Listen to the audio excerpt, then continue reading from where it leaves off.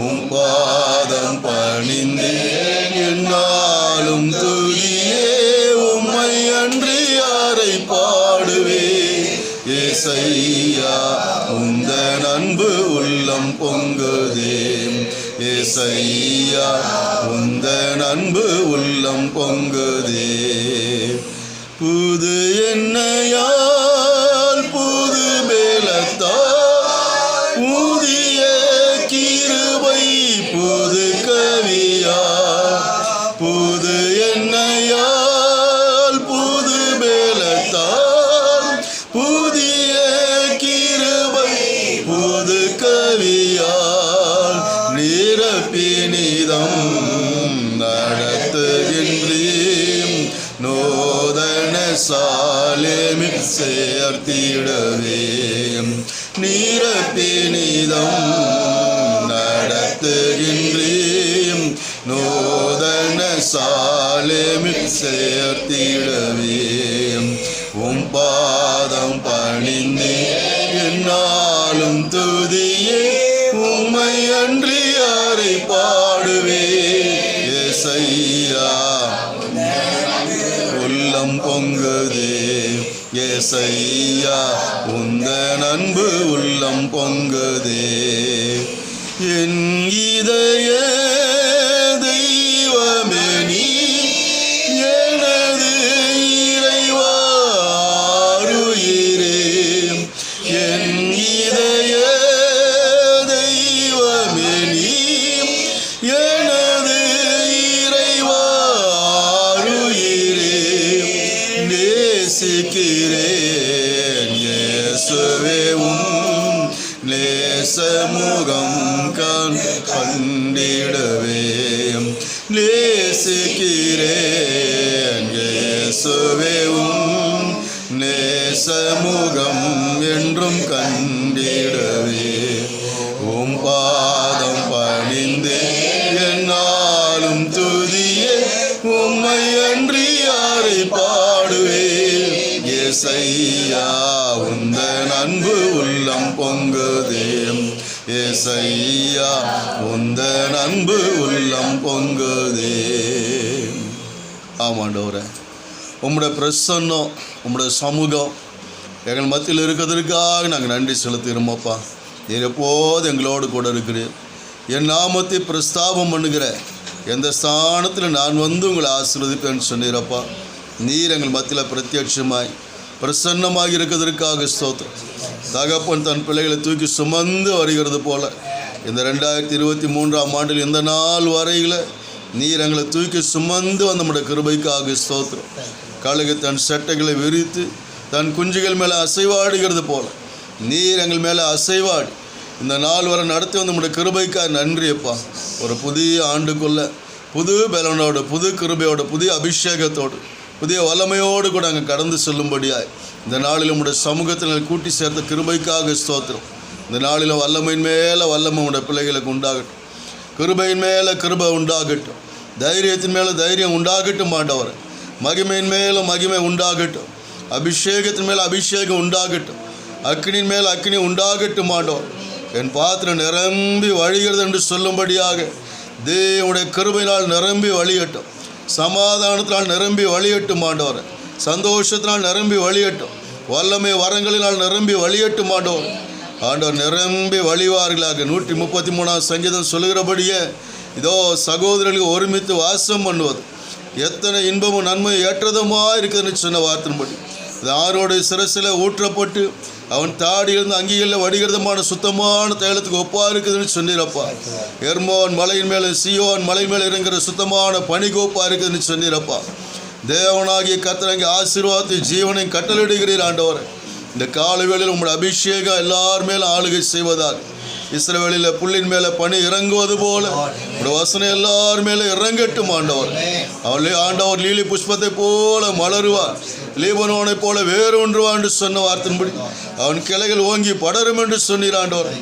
தேவனாகிய கர்த்தர் தம்முடைய வார்த்தையினால் உடைய பிள்ளைகளால் நிரப்புவீராக, கிருபையினாலும் நிரப்புவீராக. நீர் உடைய பிள்ளைகளோடு கூட பேசும், உடைய நாமத்தை மயப்படுத்தும், ஆசீர்வதியும் வழி நடத்தும். பிரகாசமுள்ள மனக்கண்களை ஞானத்தையும் புத்தியையும் ஆண்டவர் தெளிவை அளிக்கிற ஆவினை தந்தருளும்படியாக நாங்கள் ஜெபிக்கிறோம். ஆசீர்வதி இயேசு கிறிஸ்து நாமத்தினால ஏறெடுக்கிற நல்ல பிதாவே, ஆமென். பேசலாம். ஆண்டவருக்கு மகிமை உண்டாவதாக. அருமையாக இந்த வாய்ப்பு கொடுத்த அருமையான பாஸ்டருக்கு, பாஸ்டமாக்கு, பிள்ளைகளுக்கு, இந்த ஐக்கியத்துக்கு எல்லாருக்கும் நன்றி செலுத்துகிறேன். விசேஷமாக அருமையான ஐயா நம்ம மத்தியில் வந்து ரொம்ப சந்தோஷமான காரியம். நான் அதிகமாக கேள்விப்பட்டிருக்கேன், செய்திலாம் கேட்டிருக்கிறேன்.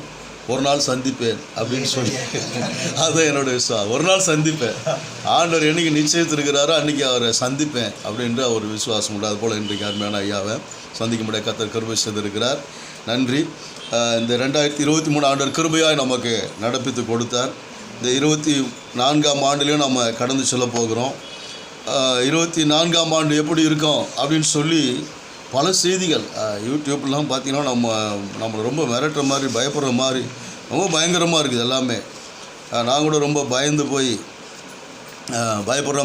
பயத்துக்கு ஏற்ற மாதிரியே செய்தியெல்லாம் கூட ஆயத்தம் பண்ணி அதுக்கேற்ற வசனங்கள்லாம் நைட்லாம் ஜெபம் பண்ணுறேன். அதெல்லாம் ஆயத்தம் வருக்கா 24 இப்படி இருக்க போகுது, அப்படி இருக்க போகுது. ஆனால் காலையில் எழுந்திரிச்சு மறுபடியும் ஆண்டவர்கிட்ட ஜெபம் பண்ண ஆண்டவர் சிரிச்சுக்கிட்டே சொன்னார், நீ எதுக்கா பயப்படுற அப்படின்னாரு. நான் என்ன லேசான ஆளா அப்படின்னாரு. இல்லை ஆண்டவர், எல்லாருமே பயமுறுத்திட்டு இருக்கிறாங்க, ஒன்றும் புரியல, என்ன பண்ணுறதுன்னு தெரியல.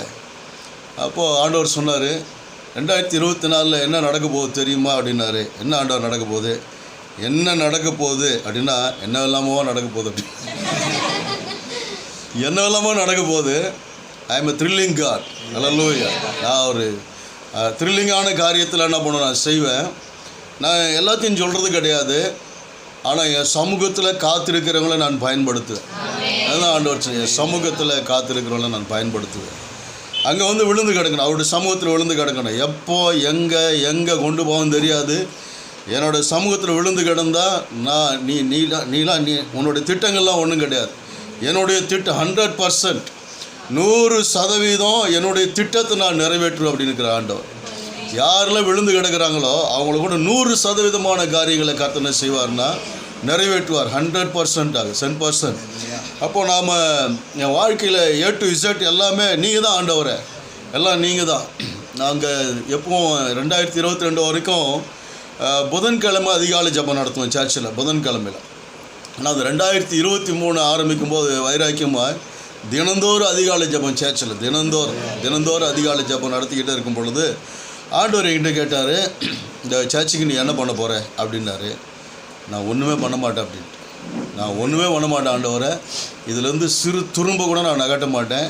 எனக்கு நீங்கள் சொந்த இடம் கொடுத்தாங்கன்னா நான் ஏதாவது செய்கிறேன், அது வரைக்கும் நான் ஒன்றும் செய்ய மாட்டேன் அப்படின்னு சொல்லிவிட்டு போயிட்டு வரத்துக்குள்ளே பார்த்தா சர்ச்சில் ஒரு துரும்பு கூட இல்லை. எல்லா துரும்பும் வெளியே போயிடுச்சு. பார்த்தா எல்லாத்தையும் சீட்டை அழகாக மாற்றிருக்காங்க, அதை பண்ணியிருக்காங்க, இதை பண்ணியிருக்காங்க, பிளாட்ஃபார்ம் போட்டிருக்காங்க. அட சொன்னேன், நீ என்ன துரும்பு நகட்டுறது? இப்போ பாரு, ஒரு துரும்பாவது இருக்குது. அதை பாரு, ஒரு துரும்பும் இல்லை. இப்போ நீங்கள் வந்து பார்த்தீங்கன்னா சர்ச்சு கல்யாண வீடு மாதிரி இருக்குது. பயங்கர டெக்கரேஷன், பயங்கரமாக வெறி கொண்டு ஜனங்க வேலை பார்த்துக்கிட்டு இருக்கிறாங்க. ஏதாவது ஒரு 4 ஜோடி இருந்தாங்கன்னா வச்சு கல்யாணம் முடிச்சிடலாம், மைய மாத்திரம் நாங்கள் வாங்கிக்கிடுவோம். அப்படி அழகாக நம்ம நினச்சி பார்க்க முடியாதெல்லாம் நடந்துக்கிட்டு இருக்குது. ஆண்டவர் செய்து கொண்டிருக்கிறார். அப்போ ஆண்டவர் அதான் சொன்ன, ஆண்டவர் இந்த மறுபடியும் ஆண்டவர் கேட்டார், என்கிட்ட கேட்டார், 24 என்ன பண்ண போகிறேன்? 24 நான் ஒன்றும் பண்ண மாட்டேன், நான் ஒன்றுமே செய்ய மாட்டேன். 24 நான் ஒன்றுமே செய்ய மாட்டேன். 24 நான் கம்ப்ளீட்டாக தேவ சமூகத்தில் தான் உட்காந்துருப்பேன். நீ அஜெண்டா ஃபுல்லாக யாருக்கு எழுதுனா அவருக்கு எழுதான் அஜெண்டா ஃபுல்லாக. ஏன்னா 24 ஹவர்ஸ் எல்லா அஜெண்டாவும் அவருக்கு எழுதான் கொடுத்துருக்குறேன். நீர் எங்கே கொண்டு போக சித்தமாக இருக்கிற அங்கே கொண்டு போக, என்ன சித்தமாக இருக்கிறீரோ அங்கே கொண்டு செல்லும். நான் தேவ சமூகத்தில் உட்காந்து கிருபையின் மேலே கிருபை, வல்லமையின் மேலே வல்லமை, அபிஷேகத்தின் மேலே அபிஷேகம், தேவ சமூகத்தில் அவருடைய சமூகத்திலே விழுந்து கிடக்க போகிறது தான் இந்த 2024. என்ன நடந்தாலும் சரி, கர்த்தர் நம்மளை கொண்டு என்ன செய்ய சித்தமாக இருக்கிறாரோ, அது எவ்வளோ பெரிய ஜாம்பவானாக இருந்தாலும், எவ்வளோ பெரிய மழையாக இருந்தாலும், எதுவாக இருந்தாலும் சரி, இது வந்து ஒரு 2024 என்ன நடக்க போகுது அப்படின்னா, நம்மளை கொண்டு கர்த்தர் பலத்த காரியங்களை செய்ய போகிறார். அல்லேலூயா. நம்மளை கொண்டு அப்படின்னா அவருடைய சமூகத்தில் காத்திருக்கிறவங்கள, விழுந்து கிடக்கிறவங்களை கொண்டு ஜெபிக்காமல் ஜெயிக்க முடியாது. யார் யாரெல்லாம் விழுந்து கிடக்கிறாங்களோ தேவ சமூகத்தில், யார் யாரெல்லாம் ஆண்டவரை பற்றி கொண்டிருக்கிறாங்களோ அவங்களுக்கு கூட தான் கர்த்தர் செய்ய முடியுமோ தவிர சோம்பேறிகளை கர்த்தரை கொண்டு ஒன்றும் செய்ய முடியாது. தூங்கிட்டு இருக்கிற ஆளை கொண்டு கர்த்தரை ஒன்றும் செய்ய முடியாது. அவரை நம்பி அவருடைய சமூகத்தில் விழுந்து கிடந்தா, ஏன்னா வரப்போகிற எழுப்புதல் மகாபெரிய எழுப்புதலாக இருக்க போது கர்த்தர் பெரிய காரியங்கள் என்ன பண்ண போகிறாருன்னா செய்ய போகிறார். என்னோடய தரிசனமெல்லாம் என்னென்னா தேவ பிரசனம், அங்கே நான் இருக்கிறேன், தேவன் இருக்கிறார். அதுதான் அடிக்கடி ஆண்டவர் காமிக்கிறேன். அவர் சமூகத்தில் ஆண்டவர் இருக்கிறார், அவருக்கு முன்பாக இருக்கிற அவரோட மகிமையில் நின்று கொண்டிருக்கிற, அவரோட கிருபையில் அவரோட வல்லமைக்கு முன்பாக நின்று கொண்டிருக்கிற, பயங்கரமான மகிமைக்குள்ளாக நின்று கொண்டிருக்கிறேன்.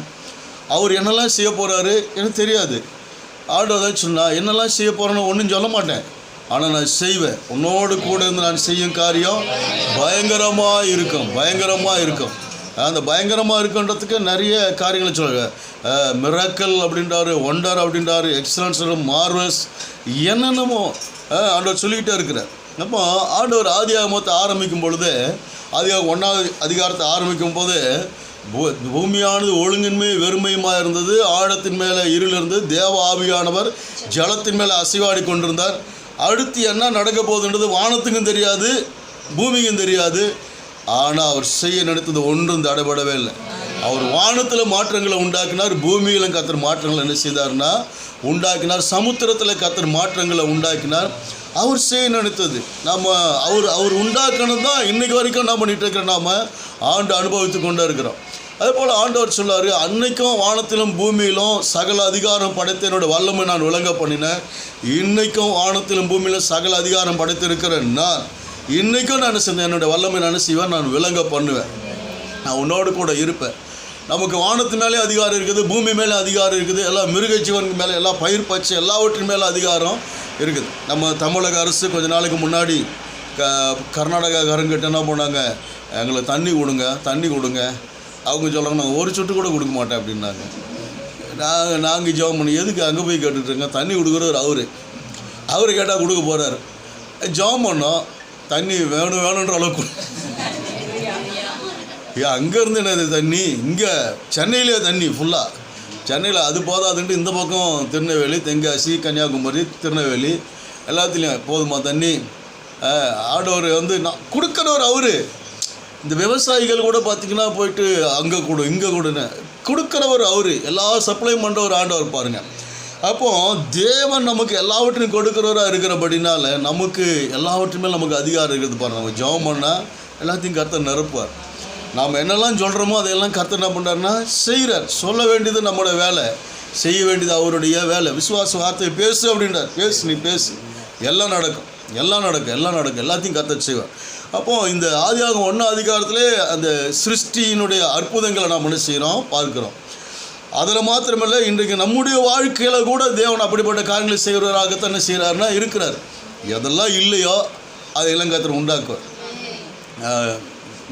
பிபி குளத்தில் ஒரு பாஸ்டர் இருக்கிறார், விக்டர் ஜோசப்னு. அவர் இப்போ பனங்காடி போயிட்டார். நான் என்னுடைய சர்ச்சில் ஒரு சர்வீஸ் தான் நடத்திட்டு இருந்தேன். அவர் ஒரு நாள் ஊருக்கு போகும்போது அவர் சர்ச்சுக்கு கூப்பிட்டுருந்தார், நீங்கள் இந்த சர்ச்சை பாருங்கள், 2 சர்வீஸ் நடத்துங்க அப்படின்னார். அப்புறம் நான் போனேன், போய் பார்த்தேன். மொதல் சர்வீஸில் ஒரு லிமிட்டட் பீப்புள் இருந்தாங்க, ஒரு சர்வீஸ் நடத்தினேன். 2வது சர்வீஸ்லேயும் லிமிட்டட் பீப்புள் தான் இருந்தாங்க, நடத்தினேன். லிமிட்டட் பீப்புளை வச்சுட்டு இவரே 2 சர்வீஸ் நடத்தும் போது நமக்கு என்ன வந்துச்சு அப்படின்னு நானும் 2 சர்வீஸ் நடத்த ஆரம்பித்தேன். அதுக்கப்புறம் கொஞ்ச நாளுக்கு அப்புறம் அந்த பாஸ்டர் மறுபடியும் என்னை கூப்பிட்டாரு. அவர் சர்ச்சில் 3 சர்வீஸ் வச்சுருந்தார். இவர் என்ன 3 சர்வீஸ் வச்சுருக்குது அப்படின்னு சொல்லிட்டு நானும் 3 சர்வீஸ் ஆரம்பித்தேன். அப்புறம் மறுபடியும் கூப்பிட்டாரு, மறுபடியும் ஈவினிங் சர்வீஸ் இருக்குன்னு. இவர் நடத்தும். அப்போ இப்போ அவர் 4 நடத்தணும், நம்மளும் 4 நடத்தணும். இப்போ 4 சர்வீஸ் நம்ம நடத்திட்டு இருக்கிறோம். நான் அவர்கிட்ட சொன்னேன், நீங்கள் என்னை கூப்பிட நான் வளர்ந்துக்கிட்டே இருக்கிறேன். ஆனால் ரொம்ப சந்தோஷம் ஆசிரியர், ரொம்ப சந்தோஷம். அப்போது இங்கே நான் வர்றது நிமித்தம் ஏதோ ஒரு காரியம் நடந்துக்கிட்டே இருக்கு, ஏதோ ஒரு காரியம். போன வருஷம் கூப்பிட்டாங்கன்னா மறுபடியும் அடுத்த வருஷம் அவங்கள கூப்பிட மாட்டாங்க. போன வருஷம் தான் அவரை கூப்பிட்டுட்டோமே அப்படின்னு சொல்லி. ஆனால் கர்த்தருடைய பெரிய கிருபை, சகோதர சிநேகம், அன்பின் ஐக்கியம் உங்கள் மத்தியில் வந்திருக்கிறேன். நம்மளை ஆண்டவர் ஆதாமை உண்டாக்குறதுக்கு முன்னாடியே கர்த்தர் எல்லாத்தையும் உண்டாக்கிட்டார். ஆதாமுக்கு என்ன வேணுமோ அதையெல்லாம் உண்டாக்கிட்டார். ஆதாமுக்கு ஏற்ற துணை என்ன செய்யலை, இன்னும் காணப்படவில்லை. ஆனால் ஏற்ற துணை எப்படி உண்டாக்க போகிறாரு தெரியாது. நமக்கு ஒரு வாழ்க்கை துணை எப்படி வரப்போகுது தெரியாது. ஆனால் தேவன் ஒரு காரியத்தை செய்வார். அல்லேலூயா. இங்கே யார் யாரெல்லாம் திருமணமாகாமல் உட்கார்ந்துருக்கிறீங்களோ எனக்கு தெரியாது. ஆனால் உங்களுக்கும் ஆண்டவர் ஏற்றத்துணை என்ன செய்வார்னா ஆண்டவர் கொடுப்பார். அப்போது இது எப்படி நடக்க போகுது, ஏதா நடக்க போகுது? ஆண்டவரே விலா எலும்பை எடுத்து ஒரு பெண்ணை என்ன செய்தார்னா உண்டாக்கி, நமக்கு எல்லோரும் தெரியும். இன்றைக்கு வரைக்கும் இந்த உலகத்தில் எத்தனையோ கண்டுபிடிப்புகள்லாம் கண்டுபிடிச்சாலும் இதை செய்ய யாராலும் முடியல. வேணா ஒரு விலா எலும்பு எடுத்து கொடுப்போம், ஒரு பெண்ணாகட்டும். ஒரு ஆணோட விலா எலும்பு எடுத்து கொடுத்தா ஆணை உண்டாக்கணும். ஆனால் ஆணோட விலா எலும்பு எடுத்து பெண்ணை உண்டாக்கி இருக்கிறார் அவர். அப்போது இந்த அற்புதத்தை யாராலும் செய்யவே முடியாது பாருங்கள். நம்முடைய வாழ்க்கையில் நமக்கு ஏற்ற துணை, நான் ஆண்டவர்கிட்ட அடிக்கடி கேட்பேன், ஏற்ற துணை நீங்கள் அதான் முழு உலகத்துக்கு வினையாக இருந்துச்சு. என்ன ஆண்டவரே நீங்கள் என்ன சொல்கிறீங்க, ஏற்ற துணைன்றீங்க, ஆனால் முழு உலகத்துக்கு அதான வினையாக இருந்துச்சு அப்படின்னா, இல்லைப்பா நான் கொடுத்தா ஏற்ற துணை தான் அப்படின்னா. எப்படி நீங்கள் சொல்கிறீங்க அப்படின்னா, ஒரு லைட் எரியணுன்னா என்ன வேணும் அப்படின்னா, ஒரு ப்ளஸ்ஸு மைனஸ் இருக்கணும், அப்போ தான் லைட் என்ன பண்ணோம் எரியும். ஒரு கார் பேட்ரி இயங்குன்னா கூட ஒரு ப்ளஸ்ஸு மைனஸ் இருக்கணும். எல்லாத்துக்குமே ப்ளஸ் மைனஸ் இருந்துச்சுன்னா தான் அது வந்து இயங்கும். நான் அந்த சிஸ்டத்தில் தான் நான் இருக்கிறேன். நான் என் சிஸ்டத்தை ஒன்றும் மாற்றவே இல்லை. அதனால் நான் கொடுத்தது ஏற்றது தான் அப்படி. ஸோ நம்முடைய வாழ்க்கையில் நம்ம நினைக்கிற மாதிரிலே இல்லை. அவர் ஒரு பிளான் வச்சு நம்ம கொண்டு அந்த அம்மாவை மாற்றுகிறதா, அந்த அம்மாவை கொண்டு நம்மை மாற்றுகிறதமான காரியத்தை நம்பினார்னா ஆண்டவர் செய்கிறார். அப்போது நம்ம குடும்பத்தில் இருக்கிறவங்களாம் கர்த்தர் பயன்படுத்தினா கட்டாயம் பயன்படுத்துவார். நம்முடைய மனைவியை கர்த்தர் பயன்படுத்தார், பிள்ளைகளை பயன்படுத்தார், எல்லோரும் நல்லா பயன்படுத்தார். அம்மா நல்லா டான்ஸ் ஆடினாங்க. இன்றைக்கி தான் டான்ஸ் பார்த்தேன், எல்லாம் பாட்டு ஆராதனை தான் பார்த்தேன். இன்றைக்கி தான் டான்ஸ் பார்க்க கர்த்தர் கிருபை செய்தார். அதனால் என்னெல்லாம் நடக்க போகுதுன்னா என்ன வெள்ளமாக நடக்க போகுது. அதுதான் இந்த செய்தியோடைய தலைப்பு. அதான் என்ன நடக்க போகுது, என்ன வெள்ளமாக நடக்க போகுது. நமக்கு என்ன வெள்ளமோ ஆண்டவர் என்ன பண்ண போகிறாருன்னா செய்ய போகிறார். அப்போ ஆதியாகமம் 12ஆம் அதிகாரத்துக்கு வரும்பொழுது பார்த்திங்கன்னா அங்கே ஆண்டவர் ஆபிரகாமை அழைத்தார் சொல்லி பார்க்குறோம். ஆண்டவர் ஆபிரகாமை உலக தோற்றத்துக்கு முன்னமே தெரிந்து கொண்ட தேவன், தாயின் கருவிலை எலும்போடு உருவாக்கணுமே தெரிந்து கொண்ட தேவன். உங்களை என்ன நம்ம எல்லாருமே ஆண்டவர் அப்படி தான் தெரிந்து கொண்டிருக்கிறார். நம்ம எல்லாருமே ஒரு நோக்கத்தோடு, ஒரு திட்டத்தோடு, ஒரு தரிசனத்தோடு, ஒரு பெரிய வேலையை கர்த்தர் நமக்கு என்ன பண்ணியிருக்காருன்னா நமக்கு வைத்திருக்கிறார். நான் கொஞ்சம் அப்படி திரும்பி பார்த்தா ஆண்டவர் வந்து நம்ம கொண்டு நல்லா செஞ்சுருக்கிறார். இது வரைக்கும் எவ்வளோ செஞ்சுருக்கிறார் ஆண்டவர். ஆனால் அதுக்கெல்லாம் கொஞ்சம் கூட நம்ம வந்து தகுதியானவங்க கிடையாது, நான் தகுதியானவங்க கிடையாது. ஆண்டவர் இந்த ஒரு அற்ப மனுஷனை வச்சு, சாதாரண மனுஷனை வச்சு, இந்த மனுஷனை கொண்டு கர்த்தர் இவ்வளோ காரியம் செஞ்சுருக்கிறாரு. உங்களை கொண்டு கர்த்தர் எவ்வளோ காரியங்களை செய்திருக்கிறார். அதை நினச்சி பார்த்தா ஆண்டவருக்கு எவ்வளோ நன்றி சொல்ல வேண்டும். நேற்றைக்கு திருச்சபையில் உபவாச ஜெபம் நடந்துச்சு. உபவாச ஜெபத்தில் ஒரு மணி நேரம் பாட்டு மாத்திரம் நடத்திட்டு 2 மணி நேரம் எல்லோரும் சாட்சி சொன்னாங்க. 2 மணி நேரம் எல்லோரும் சாட்சி சொல்ல விட்டேன். ஏன்னா புது வருட ஆராதனை சாட்சி சொல்ல நேரம் இருக்காது. பாட்டு பாடி அடுத்து போயிட்டே இருக்கும். 2 மணி நேரம் ஒவ்வொருத்தரும் எழும்பி சாட்சி சொன்னாங்க பாருங்கள். அப்போ ஐயா எப்படி ஆனந்த ஐயா வந்திருக்காங்க. அதே போல் என் பேர் சுப்பிரமணியன். ஏசு அறியாத குடும்பத்தில் தான் நான் வந்திருக்கிறேன். 1989 இயேசுவை நான் ஏற்றுக்கொண்டேன். ஆண்டவர் எப்போ தெரிந்து கொண்டேன்? நான் அவர் தெரிந்து கொண்டது. அந்த நாள்லேருந்து இந்த நாள் வரைக்கும் கர்த்தர் 100% பயன்படுத்திக்கிட்டே தான் இருக்கிறார். அந்த நாள் இந்த நாள் வரைக்கும் எத்தனை காடு கழனி கிராமம், நாடு நகரம் பட்டணங்க எல்லாம் போய் எத்தனை சபைகள், எத்தனை ஊழியர்கள், எவ்வளோ காரியங்கள். திரும்பி பார்த்தா நம்ம ஒன்றுமே சொல்ல முடியாது. நம்ம அற்ப மனுஷனை கொண்டு கர்த்தர் செய்திருக்கிறாரு. அப்போது ஆண்டவர் என்னெல்லாம் நடக்க உங்களை கொண்டு என்னால் செய்ய போகிறாருன்னா என்ன நிலைமை செய்ய போகிறாரு தான். ஆதியாகமம் 12 ஆண்டவர் சொல்லார், ஆபிரகாமை அழைத்து உன் தகப்பனுடைய வீட்டையும் உன் தேசத்தையும் உன் இனத்தையும் எல்லாத்தையும் விட்டு நான் உனக்கு காண்பிக்கிற இடத்துக்கு நீ போ அப்படின்றார். போனால் என்ன நடக்க போகுது? எல்லாத்தையும் விட்டுட்டு போனால் என்ன நடக்க போகுது? நான் உன்னை ஆசீர்வதித்து உன்னை பெருக பண்ணி நீ ஆசீர்வாதமாக இருப்பாய்.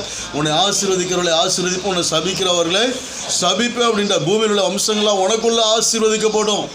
அப்போது ஆபிரகாமுக்கு என்ன வாக்குத்தத்தங்களோ அதே வாக்குத்தத்தத்தை கர்த்தர் நம்ம மேலே வச்சுருக்கிறார். இப்போ நம்ம ஆசீர்வதிக்கிறது தான் தேவனுடைய திட்டம். நான் இந்த மதுரைக்கு 94 வந்தேன்.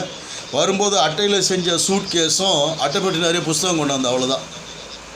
அதை மாத்திரம் கொண்டாந்து ரயில்வே ஸ்டேஷனில் மங்கம்மா சத்திரத்து எதிரில் இறங்குனது தான். ஆனால் இன்றைக்கி ஆண்டவர் எல்லாவற்றையும் கொடுத்துருக்கிறார். இன்றைக்கி எல்லா தேவையிலும் கர்த்தர் சந்தித்திருக்கிறார். ஏராளமான சபைகளை கொடுத்துருக்கிறார், ஊழியங்களை கொடுத்துருக்கிறார், பொறுப்புகளை கொடுத்து எல்லாம். அப்போ நம்மை ஆசீர்வதித்து நம்ம பேரை பெருமைப்படுத்துறது, நம்ம உயர்த்துறது, இதெல்லாம் அவர் கையில் இருக்குது பாருங்கள். நீங்கள் அவர் சிறியவனை புழுதியிலிருந்து எடுத்து எளியவனை குப்பையிலிருந்து உயர்த்தி அவனை பிரபுக்களோட ராஜாக்களோட அதிகாரமுள்ள யாவரோடு கூட அமர பண்ணுகிறார். அப்போ நம்மளை அழைத்திருக்கிறார். எத்தனை இடங்கள் நம்ம போகும்போது சில நேரங்கள் நம்மளுக்கு தெரியாது, நம்மளுக்கு தெரியாதனால அவங்க புரிந்து கொள்ள மாட்டாங்க. நான் கிராமத்திலே இருந்துட்டு சென்னைக்கு போயிட்டேன். சென்னைக்கு போனோடனே எங்கள் பாஸ்டரு அங்கே வில்லிவாக்கணும் ஒரு ஏரியா, அந்த ஏரியாவில் ஒரு ப்ரேயர் செல், அந்த ப்ரேயர் செல்லுக்கு என்னை அனுப்புனார். நான் சொன்னேன், பாஸ்டர் நீங்கள் பெரிய பாஸ்டர், நீங்கள் போனீங்கன்னா மதிப்பாங்க, நான் போனால் மதிக்க மாட்டாங்க, நான் சின்ன பையன், சும்மா நீ போடா அப்படின்னார். நான் ஒரு ஜோல்னா பையை போட்டுக்கிட்டு ஜாலரா எடுத்து போட்டுக்கிட்டு பைபிள் பாட்டு புக்கு எடுத்துக்கிட்டு நான் அந்த வீட்டுக்கு போயிட்டேன். அந்த வீட்டில் நிறைய கூட்டம், பெரிய பாஸ்டர் வருவார்னு கூட்டம் நிறைய இருந்தாங்க. நான் போன உடனே அவங்க கேட்டாங்க, அதுவும் சைக்கிளில் போய் இறங்குறேன். அவங்க பெரிய பாஸ்டர் வரலையானார். பாஸ்டர் வரல, நீ தான் வந்திருக்கிறியா? நான் தான் வந்திருக்கேன். சரி நான் விறுவிறுத்தலாம் போகிறேன், குடிக்க தண்ணி கூட கொடுக்கலாம். அப்புறம் உள்ளே போய் உட்காந்தேன். சரி, அப்புறம் அந்த நம்ம டேமரன் எடுத்து பாட்டு பாட ஆரம்பித்த உடனே அனாயிட்டிங் இறங்க ஆரம்பிச்சது பாருங்கள். ஜனங்க புரிஞ்சுக்கிட்டாங்க, சாதாரண ஆள் இல்லை, இது அவர் சரியாக தான் அனுப்பியிருக்கிறாரு. அப்புறம் 2வது பாட்டு இன்னும் அடுத்த பீக்குக்கு போகுது. 3வது பாட்டு எனக்கு வேர்த்து ஊற்று வந்து இல்லாமல் அவங்களுக்கெல்லாம் வேர்த்து ஊற்ற ஆரம்பிச்சிருச்சு. அப்புறம் செய்திலாம் முடிஞ்சவொடனே அவங்க எல்லாம் சொன்னாங்க, சாரி தம்பி, நாங்கள் என்னமோ நினச்சோம், கர்த்தர் கரெக்டாக தான் அனுப்பியிருக்கா, பாஸ்ட்டு கரெக்டாக தான் அனுப்பியிருக்கிறாரு. அதுக்கப்புறம் எனக்கு மரியாதை வந்து வேறு. அதுக்கப்புறம் பாஸ்ட்டுக்கு ஃபோன் போட்டு, இனிமேல் நீங்கள் வர வேணாம், இவரே அனுப்பிவிடுங்கன்னாரு. எனக்கு தெரியுங்க, தெரிஞ்சு தான் அனுப்பியிருக்கிறேன் அப்படிங்க. அப்போது நம்ம மேலே அந்த அபிஷேகம் இருக்குது, நம்ம மேலே இந்த வல்லம் கர்த்தர் வச்சுருக்கிறார். இப்போது நான் இங்கே வந்து நிற்கிறது என்னன்னா, அவர் சொல்லிட்டார்ல என்ன நடக்க போகணும், என்னென்னமோ நடக்க போகுது, போய் சொல்லு அப்படின்ட்டார். 2024 மனுஷன் நினைக்கிறது கிடையாது, பிசாசு நினைக்கிறது கிடையாது, தேவன் நினைக்கிறது மாத்திரம்தான் நடக்க போகுது. எந்த மதவாதியும் அரசியல்வாதியும் மந்திரவாதி நினைக்கிறதுலாம் கிடையாது, சர்வ வல்லமுள்ள தேவன் நினைக்கிறதா நடக்க போகுது பாருங்கள். அதுக்காக கர்த்தர் நம்மளை கொண்டாந்து வச்சிருக்கிறா பாருங்க. நீ ஃபுல் பிளச்சாக நில்றா அப்படின்றார். நில்லு, தேவ சமுத்திரம் நில்லு, 24 மணி நேரம் நில்லு, அங்கேயே தூங்குற நேரம் போக, தூங்கினா கூட அங்கேயே தூங்கு. அப்போ அந்த அபிஷேகத்தில் நம்ம நிற்கும் போது கர்த்தர் வல்லமே எடுத்து பயன்படுத்த ஆரம்பிப்பார். எங்களுக்கு இந்த ஆல் இண்டியா ஆல் பேரில் கேம்புக்கு போகும்போது ப்ரீமிலியர் மீட்டிங் நடத்த அனுப்புவாங்க. பெரிய ஆளுங்க வந்தால் அங்கே ஒரு பெரிய மரியாதை இருக்கும். நான் நெல்லூரில் போய் இறங்கியிருக்கிறேன், நான் பாஸ் மைக்கேல் அருள் செல்வம் போய் இறங்கியிருக்கிறோம்.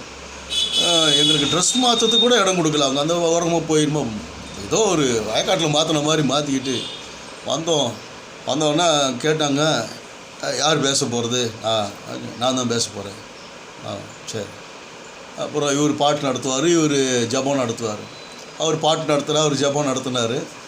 அதெல்லாம் அவங்க ரைட்டு, ஓகே, பிரசங்கம் தானே அவங்களுக்கு ரொம்ப முக்கியம். இப்போ அடுத்தது அப்போது பிரசங்கத்துக்கு எனக்கு ஒருத்தர் வந்து நின்னார், டிரான்ஸ்லேட் பண்ண. பிரசங்கம் பண்ண ஆரம்பித்த உடனே நான் குதிக்கிறேன், என் கூட டிரான்ஸ்லேட் பண்ணுறவர் குதிக்கிறாரு. 2 பேரும் பயங்கரமாக எகிரிக்கிட்டு இருக்கிறோம்.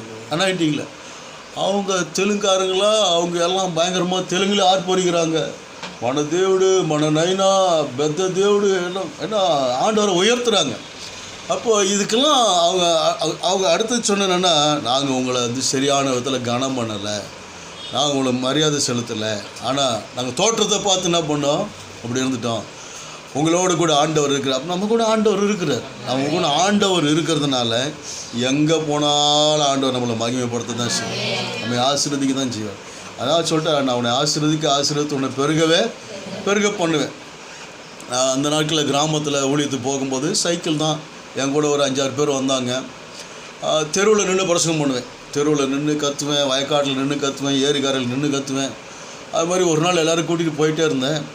மதியம் 1 மணி ஆகிடுச்சு. சுற்றி ஒரு முள்ளுக்காடு, அங்கே ஒரு சில வீடு, அங்கே நின்று கத்திக்கிட்டு இருக்கிறேன். என் பாக்கெட்டில் 5 ரூபா இருக்குது. நான் நினச்சேன் என் கூட வந்திருக்கிறவங்களாம் காசு கொண்டாந்துருப்பாங்க, இப்படி எங்கெல்லாம் கூட்டிகிட்டு போய் சாப்பாடு வாங்கி கொடுப்போம் அப்படின்னு. அவங்களாம் நினச்சிருக்காங்க என்கிட்ட காசு இருக்கும், நான் சாப்பாடு வாங்கி கொடுப்பேன்ட்டு. என் கூட அந்த தம்பி வந்து சொன்னால், எல்லாருக்கும் பசிக்குதான், நீங்கள் சீக்கிரம் முடிச்சுட்டு வந்து சாப்பாடு வாங்கி கொடுப்பீங்களா? நான் கேட்டேன், எல்லாருக்கிட்டையும் காசு இருக்கா அப்படின்னு. யாருக்கிட்டையும் காசு இல்லை. சரி, சாப்பாடு வாங்கி தரப்போம். ஒரே முடிவு பண்ணேன், இன்றைக்கி சாப்பாட்டுக்கு வழி பிறக்கிற வரைக்கும் பிரசங்கத்தை முடிக்கிற மாதிரி பிரசங்கம் பண்ணி செத்தாலும் ஜாவனை தவிர இங்கே வேறு வழி இல்லை, 5 ரூபா தான் இருக்குது, வேறு ஒன்றுமே இல்லை. முடித்தோம்னா சாப்பாடு கேட்டுருவாங்க. அதனால் இன்னும் ஒரு ரொம்ப தண்ணியை கொண்டு பச்சை தண்ணி, இப்போல்லாம் பிஸ்லர்லாம் கிடையாது, இதை ஊர்னி தண்ணியை குடிச்சிட்டு இப்போ இயேசுவோட ஆரம்பத்துலேருந்து வருக வரைக்கும் செத்து பொழைச்சி எந்திரிச்சு வர வரைக்கும் இருக்கிறவங்களாம் இருப்பான்னா பொழைப்பானு தெரியாது. அப்புறம் ஒரு அம்மா வந்துச்சு, ஏப்பா எவ்வளோ நேரம் தான் கத்திக்கிட்டே இருப்பேன் அப்படின்ச்சு. உனக்கு என்னம்மா பிரச்சனை அப்படின்னா, ரொம்ப நேரமாக கத்திக்கிட்டே இருக்கேன். சரி அதனால் என்ன, சாப்பிட்றதுனாலும் கஞ்சி தண்ணியாக குடிக்க வேணாமான்னுச்சு. குடிக்கணும், எங்கே இருக்குது, என் வீட்டில் இருக்குது அப்படின்னு அந்த அம்மா. என் வீட்டில் கஞ்சிலாம் காய்ச்சி வச்சுருக்கிறேன், எல்லா துவையெல்லாம் இருக்குது, பின்னாடி தோட்டத்துலேருந்து பழம்லாம் அறுத்து வச்சுருக்கிறேன், எல்லாருக்கும் இருக்கா, எல்லாம் இருக்குது. சரி ரைட், ஆமே. அவ்வளோதான். இந்த மாதிரி ஒரு தடவை இல்லை, ஏராளமான முறை ஆண்டவர் நடத்தியிருக்கிறார். அப்போது நம்ம ஆண்டோட வார்த்தை, நீ பட்டணத்துக்குள்ளே ஆசீர்வாதமாக இருப்ப, பட்டணத்துக்கு வெளியில் ஆசீர்வாதமாக இருப்ப, போகும்போது ஆசீர்வாதமாக இருப்ப, வரும்போது தான் ஆசீர்வாதமாக இருப்ப. ஆண்டவர் நம்மகிட்ட சொல்லுவேன், ஆபிரகாமின் தேவனும் ஈசாக்கின் தேவனும் யாக்கோபின் தேவனுமாகி அவர் என்னை நம்பி வந்ததுனால நான் ஒரு குறைவும் நான் வைக்கவே இல்லை. ஆதியாகமம் 12ஆம் அதிகாரத்தில் எல்லாத்தையும் விட்டுட்டு வெளியே வர்றார். 13ஆம் அதிகாரம் 2ஆம் அதிகாரத்தில் 2ஆம் வசனத்தில் பார்த்தீங்கன்னா, ஆபிரகாம் பொன்னும் வெள்ளியுடைய சீமானாக இருந்தார், பூமி தாங்கக்கூடாத அளவு கர்த்தர் அவங்களை ஆசீர்வதித்திருந்தார். லோத்தோட மந்தை மேய்ப்பருக்கும் ஆபிரகாமுடைய மந்தை மேய்ப்பருக்கும் வாக்குவாதம் உண்டாச்சு. நாம் சகோதரர், நமக்கு வாக்குவாதம், நீ வலதுபுறம் போனால் நான் இடதுபுறம் போகிறேன், நீ கிழக்க போனால் நான் மேற்க போகிறேன்னு சொல்லி அவங்க பிரிந்து போனான்னு சொல்லி பார்க்குறோம். அப்படி ஆண்டவர் ஆபிரகாம் என்ன செய்தார்னா ஆசீர்வதித்தார் சொல்லி பார்க்குறோம். அது தொடர்ந்து அடுத்த அதிகாரத்தில் வாசிக்கும்போது பார்த்தீங்கன்னா, 4 ராஜாவும் 5 ராஜாவும் சண்டை போட்டு லோத்துக்குண்டான எல்லாவற்றையும் பிடிச்சிட்டு போயிட்டாங்க. தப்பி ஓடி வந்த ஒரு எபிரேயன் ஒருத்தன் சொல்லுகிறான், உம்முடைய சகோதரனாக லோத்தோட மனைவி பிள்ளைகளாம் பிடிச்சிட்டு போயிட்டாங்க. ஆபிரகாம் தன்னோடு கூட கைப்படிந்த அந்த கவனன்ட் பீப்புள், உடன்படிக்கையின் மக்கள். இன்றைக்கி நமக்கு அதான் வேணும், உடன்படிக்கையின் மக்கள் தான் நமக்கு வேணும். பாருங்கள், உடன்படிக்கை மக்கள்னால் ஜெபிக்கிற மக்கள் நமக்கு வேணும். அதுதான் எங்கே இருந்தாலும் ஜெபம் பண்ணுறது. நீங்களாம் இப்படி ஜூமில் இப்படி இதெல்லாம் ஜெபம் பண்ணுறது ரொம்ப சந்தோஷமாக இருக்குது. நாங்களும் ஜெபம் பண்ணோம், நாங்கள் நிறைய ஜெபம் பண்ணிகிட்டே தான் இருக்கிறோம். அதான் வேலையே, அதுதான் வேலையே. யாராவது ஜெபம் பண்ண சொன்னால் உடனே ஜெபம் பண்ணும். அது ரோடாக இருந்தாலும் வீடாக இருந்தாலும் காடாக இருந்தாலும் உடனே ஜெபம். அப்போது அந்த ஜெபத்தை ஆண்டவர் என்ன செய்கிறாருன்னா கேட்குறாரு. இப்போ இங்கே ஆபிரகாமோடு கூட உடன்படிக்கையின் மக்கள், கைப்படிந்த மக்கள் 318 பேரை கொண்டு போய் ராத்திரியோடு ராத்திரியாக அந்த ராஜாக்களெல்லாம் அடித்து வீழ்த்தி லோத்துக்கு உண்டான எல்லாவற்றையும் மீட்டு கொண்டு வந்தார். பாருங்கள், எல்லாவற்றையும் மீட்டு கொண்டு வந்தார். ஆபிரகாம் அதில் எல்லாவற்றையும் மெல்கிசேதேக்குன்னு தசமபாகம் கொடுத்தார் சொல்லி பார்க்க. அப்போ நமக்கு வரக்கூடிய யுத்தங்களில் கூட நமக்கு ஜெயம் கொடுக்கிறவராக தேவன் நம்மோடு கூட இருக்கிறார். அல்லேலூயா. இந்த 2024 நாம் எல்லாவற்றையும் மீட்டுக்கொள்ளும்படியாக, நம்முடைய சகோதரர்களை மீட்டுக்கொள்ளும்படியாக, சகோதரனுக்கு உண்டான எல்லாவற்றையும் மீட்டுக்கொள்ளும்படியாக தேவன் நம்மோடு கூட இருக்கிறார். அது 15ஆம் அதிகாரத்தில் அவர் சொல்கிறாரு, ஆண்டவரே நான் பிள்ளை இல்லாமல் இருக்கிறேன்னே, எனக்கு பிள்ளை இல்லையே, இந்த என் வீட்டு வேலைக்காரர் எலியேசர் தான் இருக்கிறார், அவர் வேணால் நான் எடுத்துக்கிட்டோமா அப்படின்னா, ஆண்டவர் சொல்ல இல்லை, நான் உனக்கு என்ன செய்வேன், நானே பிள்ளையை கொடுப்பேன் அப்படின்ட்டேன். நான் உனக்கு பிள்ளையை தருவேன். அதுக்கு தான் ஆண்டவர் சொல்கிறார், வானத்து நட்சத்திரத்தை உன்னால் என்ன கூடுமானா எண்ணிப்பார், கடற்கரை மணலை எண்ண முடியுமானா எண்ணிப்பார், அதுபோல் உன் சந்ததி இருக்கு அப்படின்ட்டார். பொழுது வெடிஞ்சால் அவர் என்ன பார்க்கணும், மண்ணை பார்க்கணும். பொழுது போச்சுன்னா அவர் வானத்தை பார்க்கணும். நான் உங்களுக்கு சொல்லியிருப்பேன், சொன்னோன்னா என்ன தெரியல, இருந்தாலும் கேட்டுக்கிடுங்க. டாக்டர் ஜஸ்டின் பிரபார் தான் சொல்லுவார். ஒருத்தன் டாக்டர்கிட்ட போனான்னா ட்ரீட்மெண்ட்டுக்கு, டாக்டர் ட்ரீட்மெண்ட்லாம் சொன்னால் மருந்தெல்லாம் சொல்லிட்டாரா. அவன் கேட்டானா, டாக்டர் இந்த மருந்து சாப்பிட்னா பத்தியம் என்ன அப்படின்னானா. டாக்டர் சொன்னானா, இந்த மருந்து குடிக்கும் போதெல்லாம் குரங்கை பற்றி நினைக்காத அப்படின்ட்டு. அவன் மருந்து வாங்கிட்டு போகும்போது குரங்கை பற்றி நினைக்காத, அந்த மருந்தை எப்போல்லாம் குடிக்கணும்னு எடுக்கிறானோ அப்போல்லாம் எதை பற்றி தான் நினச்சான், குரங்கை பற்றி தான் நினச்சான். அப்போ ஆண்டவர் என்ன சொல்கிறாரு, மறவாத அந்த ஒரு தரிசனம், நட்சத்திரத்தை பாரு, மணலை பாரு, அதுபோல் எண்ணி முடியாததாக உன் சந்ததி என்ன செய்யும் இருக்கு அப்படின்ட்டார். சொல்லிட்டு தான் தொடர்ந்து அந்த பிள்ளை பேருக்கான காரியங்களை கர்த்தர் என்ன செய்கிறாருன்னா, அவர் சொல்லிட்டே இருக்க, அவனுக்கு பிள்ளை பிறக்கும், அவங்க நகைக்கிறாங்க, நீ நகைத்தாய், இல்லை நான் நகைக்கலை, போயிலாம் சொல்கிறாங்க. அது இல்லாமல் இந்த அம்மா வேறு ஒரு சைட் ட்ராக் வேறு போட்டுடுச்சு. எந்த அம்மா, அந்த சாராள் அம்மா, அந்த அம்மா தான் விசுவாசிகளின் தாய். அல்லேலூயா. ஆமாம், அந்த விசுவாசிகளின் தாய் தான், விசுவாசத்தோடு தானே கொடுத்துருக்காங்க அந்த அம்மா. என்ன பாசம் சொல்கிறீங்க, அந்த அம்மா ஒரு சைட் ட்ராக்னா அப்படி போட்டு விட்டுச்சு பாருங்கள். அதனால தான் இன்றைக்கி பாகிஸ்தான், அப்போது பாகிஸ்தான் நம்ம என்ன பண்ணிகிட்டு இருக்கோம், நம்ம பார்த்துட்டு இருக்கிறோம் பாருங்கள். அப்போது ஆபிரகாம் அதுக்கெல்லாம் ஆண்டவர்கிட்ட கேட்கல. அதுக்கெல்லாம் கேட்காம என்ன பண்ணிட்டாருன்னா அந்த அம்மா அவர் போயிட்டார். அதனால் இஸ்மவேல் பிறந்துட்டான். ஆனால் ஆண்டவர் சொல்கிறார், இது இல்லை நான் கொடுக்குறேன் பார்த்தியா, வாக்கு தத்தத்தின் கொடுக்குற மகன்தான் உனக்கு மகனாக இருப்பான். அப்போது நம்முடைய வாழ்க்கையில் தேவன் வாக்கு தத்தத்தின்படியே கர்த்தர் பிள்ளைகள் என்ன செய்கிறார், நமக்கு கொடுக்குறார். நான் இப்போ நிறைய திருமணம் நடத்தி வைக்கிறேன். எல்லாருக்கும் சொல்கிறேன், இந்த பாருங்க இந்த ஒரு பிள்ளை பெற்றுக்கிறது அதெல்லாம் கிடையாது, 3 பிள்ளையாவது பெற்றுக்கணும் அப்படின்னா கல்யாணம் பண்ணி வைக்கிறேன். ரொம்ப அமைதி சபையில். அப்போ 3 ஏன்னா ஆண்டவர் சொல்கிறாரு, உன் பிள்ளைகளையும் பிள்ளைகளின் பிள்ளைகளையும் காண்பாய். இதோ பிள்ளைகள் கர்த்தரால் வரும் சுதந்திரம், கர்ப்பத்தினை அவரால் கிடைக்கிறதான பலன் அப்படின்றார். அப்போது வீட்டை திறந்தால் வீடு நிறைய கூட்டம் இருக்கணும். ஆமேன். ரொம்ப குறைவாக இருக்கு. ஆமேன். பரவாயில்ல. வீடை திறந்தால் வீடு. நாங்கள் ஒரு கல்யாணம் நடத்தினோம். கல்யாணம் நடத்தும் போது முதல்ல பொண்ணையும் மாப்பிள்ளையும் கூப்பிட்டோம், வந்தாங்க. அடுத்தது பொண்ணோட அம்மா அப்பா வாங்க, மாப்பிள்ளோட அம்மா அப்பா வாங்க, பொண்ணோட அண்ணன் தம்பியெலாம் வாங்க, மாப்பிள்ளோட அண்ணன் தம்பியெலாம் வாங்க, அவங்களாம் வாங்க. இப்படி எல்லாத்தையும் கூப்பிட்டு எல்லாம் சொந்தம் வந்தால் எல்லாத்தையும் கூப்பிட்டு ஸ்டேஜ் ஃபுல்லாகி போச்சு. கர்த்தர் ஒரு மனுஷனை ஆசீர்வதிக்கும் போது இப்படித்தான் ஆசீர்வதிப்பாங்கன்னு அங்கே இருந்தவங்களாம் கையை தொட்டு அல்லேலூயா அப்படின்னு. நீதிமானுடைய சந்ததி இப்படி தான் இருக்கும் பாருங்கள். கர்த்தர் ஒரு மனுஷனை அழைத்து எப்படிலாம் ஆசீர்வதித்து சந்ததியை பெருக பண்ணியிருக்கிறார் பாருங்கள். இப்படி தான் கர்த்தர் பெருக பண்ணுவார்.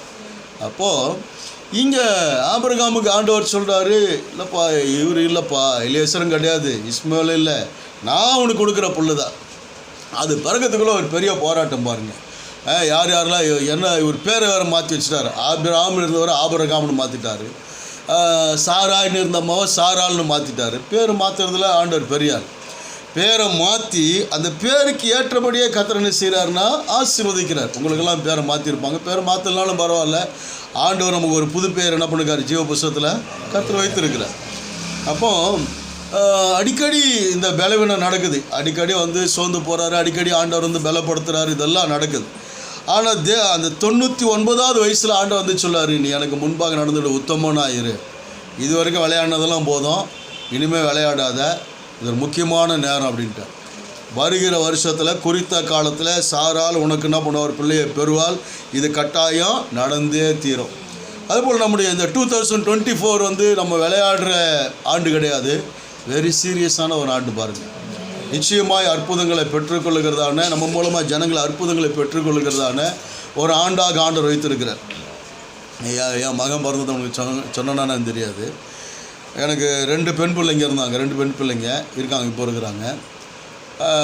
நான் முதல்ல ஒரு பையன் பிறந்துச்சுன்னா ஏசுராஜான்னு பேர் வைப்போம் அப்படின்னு சொல்லி தான் நான் விசுவாசித்தேன்.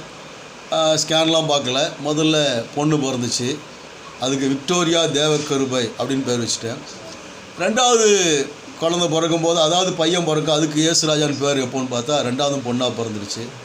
ஷேரோன் ஜெயகிறிஸ்டி அப்படின்னு பேர் வச்சுட்டேன். சரி, ஆனா பெண்ணா கர்த்தர் கொடுத்தது போதும், அவ்வளோதான். ஏன் ஏசுராஜான்னு பேர் வைப்போன்னு நினச்சேன்னா, ஸ்கூலில் அட்டண்டன்ஸ்லாம் எடுத்தாங்கன்னா இல்லை ஏசுராஜான்னு சொல்லுவாங்கள்ல, ஆண்டோட நாம வாங்கி போடும்ல அப்படின்னு சொல்லி நான் அப்படி நினச்சேன். ஆனால் அது நடக்கலை. ஆனால் 8 வருஷத்துக்கு பிற்பாடு என் நண்பர் ஒருத்தர் மதுரையை கிராஸ் பண்ணி போகும்போது அவர் எனக்கு திடீர்னு ஃபோன் பண்ணி என்னை கூப்பிட்டு ஒரு காட்டுக்குள்ளே பங்களாவில் இருந்தார். சொன்னார், உனக்கு எத்தனை பிள்ளைங்க? 2 பெண் பிள்ளைங்க. சரி, கர்த்தர் உனக்கு 3வது பையன் கொடுப்பார், வாயை மூடிட்டு போ அப்படின்ட்டு. இல்லை உனக்கு கொடுப்பார், அதெல்லாம் ஒன்றும் தேவையில்லை, சும்மா இரு, நான் நாளைக்கு காலையில் உன் வீட்டுக்கு வரேன், உனக்கு ஜெபம் பண்ணுறேன், உனக்கு பையன் பிறக்க அப்படின்றார். வீட்டுக்காக ஒரு காணி கொண்டா கொடுக்குறோம், வாங்கிட்டு போ. மறுநாள் வீட்டுக்கு வந்தார், சத்தம் போட்டு ஒரு ஜெபம். நானும் என் மனைவியும் சிரிச்சுக்கிட்டு இருந்தோம். என்ன ஒரு அப்போது அவர் போயிட்டார். போன பிற்பாடு அதுக்கப்புறம் 9 மாதம் பொறுத்து நடு ராத்திரியில் அவருக்கு ஃபோன் அடித்தேன். இப்போ என் மனைவி லேபர் வார்டில் இருக்கிறா அப்படின்னு. ஓ, ஜெவமெண்ட் இவ்வளோ நாள் அது இன்னத்துக்கு ஃபோன் பண்ணுறேன், பையன்தான் ஏன் பிறக்கண்ட? ஆமாம் பையன்தான் பிறக்கும். அப்போது லேபர் வார்டில் என் மனைவி இருக்கிறா, ரொம்ப கிரிட்டிக்கலாக இருக்குது.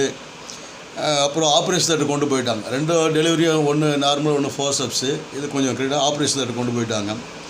அப்போ ஆப்ரேஷன் தேட்டரில் டாக்டர் கேட்குறாரு, அம்மா 3வது பொண்ணு பிறந்தா என்னம்மா பண்ணுவேன்? அவள் சொல்கிறா, இல்லை டாக்டர் பையன்தான் பிறக்கும். அது எப்படி அப்படி கரெக்டாக சொல்கிறீங்களா? ஏசப்பா சொல்லியிருக்காரு. ஏசப்பா இதெல்லாம் சொல்லுவாரா அப்படின்றார் டாக்டர். சொல்லிட்டார் டாக்டர், பொண்ணு பிறந்துச்சுன்னா அதெல்லாம் பிறக்காது. சரி பார்ப்போம்.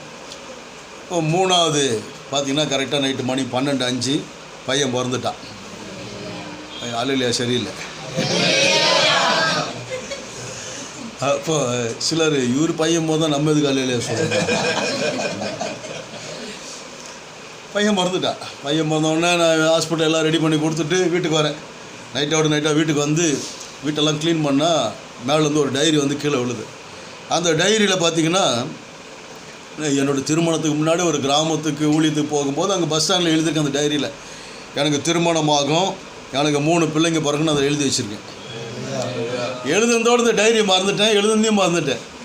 கல்யாணத்துக்கு முன்னாடி எப்போ எழுதுனது அந்த டைரி வந்து விழுது. அப்போ ஆண்டவர் சொல்கிறார், இதை எழுத வச்சது நான், இதை நிறைவேற்றினது நான், எழுதுன நீ மறந்தாலும் எழுத வச்சு நான் மறக்கலை. அல்லேலூயா.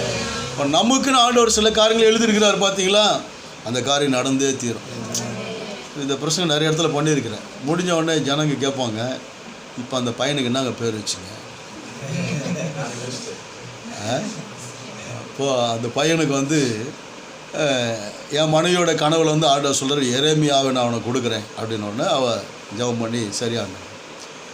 அப்போது அவன் பையனுக்கு ஜெரோம் இம்மானுவேல் ஆசீர்வாதம். நாங்கன்னா இந்த தினகரன் குரூப்போடு கொஞ்சம் அட்டாச்சாக இருந்ததுனால அவங்க எல்லாத்துலையும் தினகரன் சேர்க்குற மாதிரி நாமளை ஆசீர்வாதத்தை சேர்த்துருவோன்னு சொல்லி ஜெரோம் இம்மானுவேல் ஆசீர்வாதம். சர்டிஃபிகேட் எழுதுனா பெருசாக இருக்குண்ணா, என் பிள்ளைக்கு தானே வச்சுருக்கேன், எழுதி அவன் பிள்ளைக்கு வச்ச மாதிரி கஷ்டப்படுறேன். அப்போது அவர் பிறந்துட்டார். இப்போ அவர் தான் இப்போ போயிருக்கிறார் பாருங்கள், இங்கே வந்து உட்காந்துருந்தார் பாருங்கள். அவர் தான் 8 வருஷத்துக்கு அப்புறம் பிறந்தார். தோற்றுரும். அதுபோல் என் நண்பர் ஒருத்தர் இருக்கிறார். அவர் வந்து கீழ்ப்பாக்கத்தில் இருக்கிறாரு. கீழ்ப்பாக்கம்னா மென்டல் இல்லை, அவர் நல்லா இருக்கிறார். அங்கே வீடு அவருக்கு. அதனால் அவருக்கு 2 பிள்ளைங்க. ஒரு பிள்ளை பேர் வந்து அல்லேலூயா, இன்னொரு பிள்ளை பேர் வந்து ஆமேன்.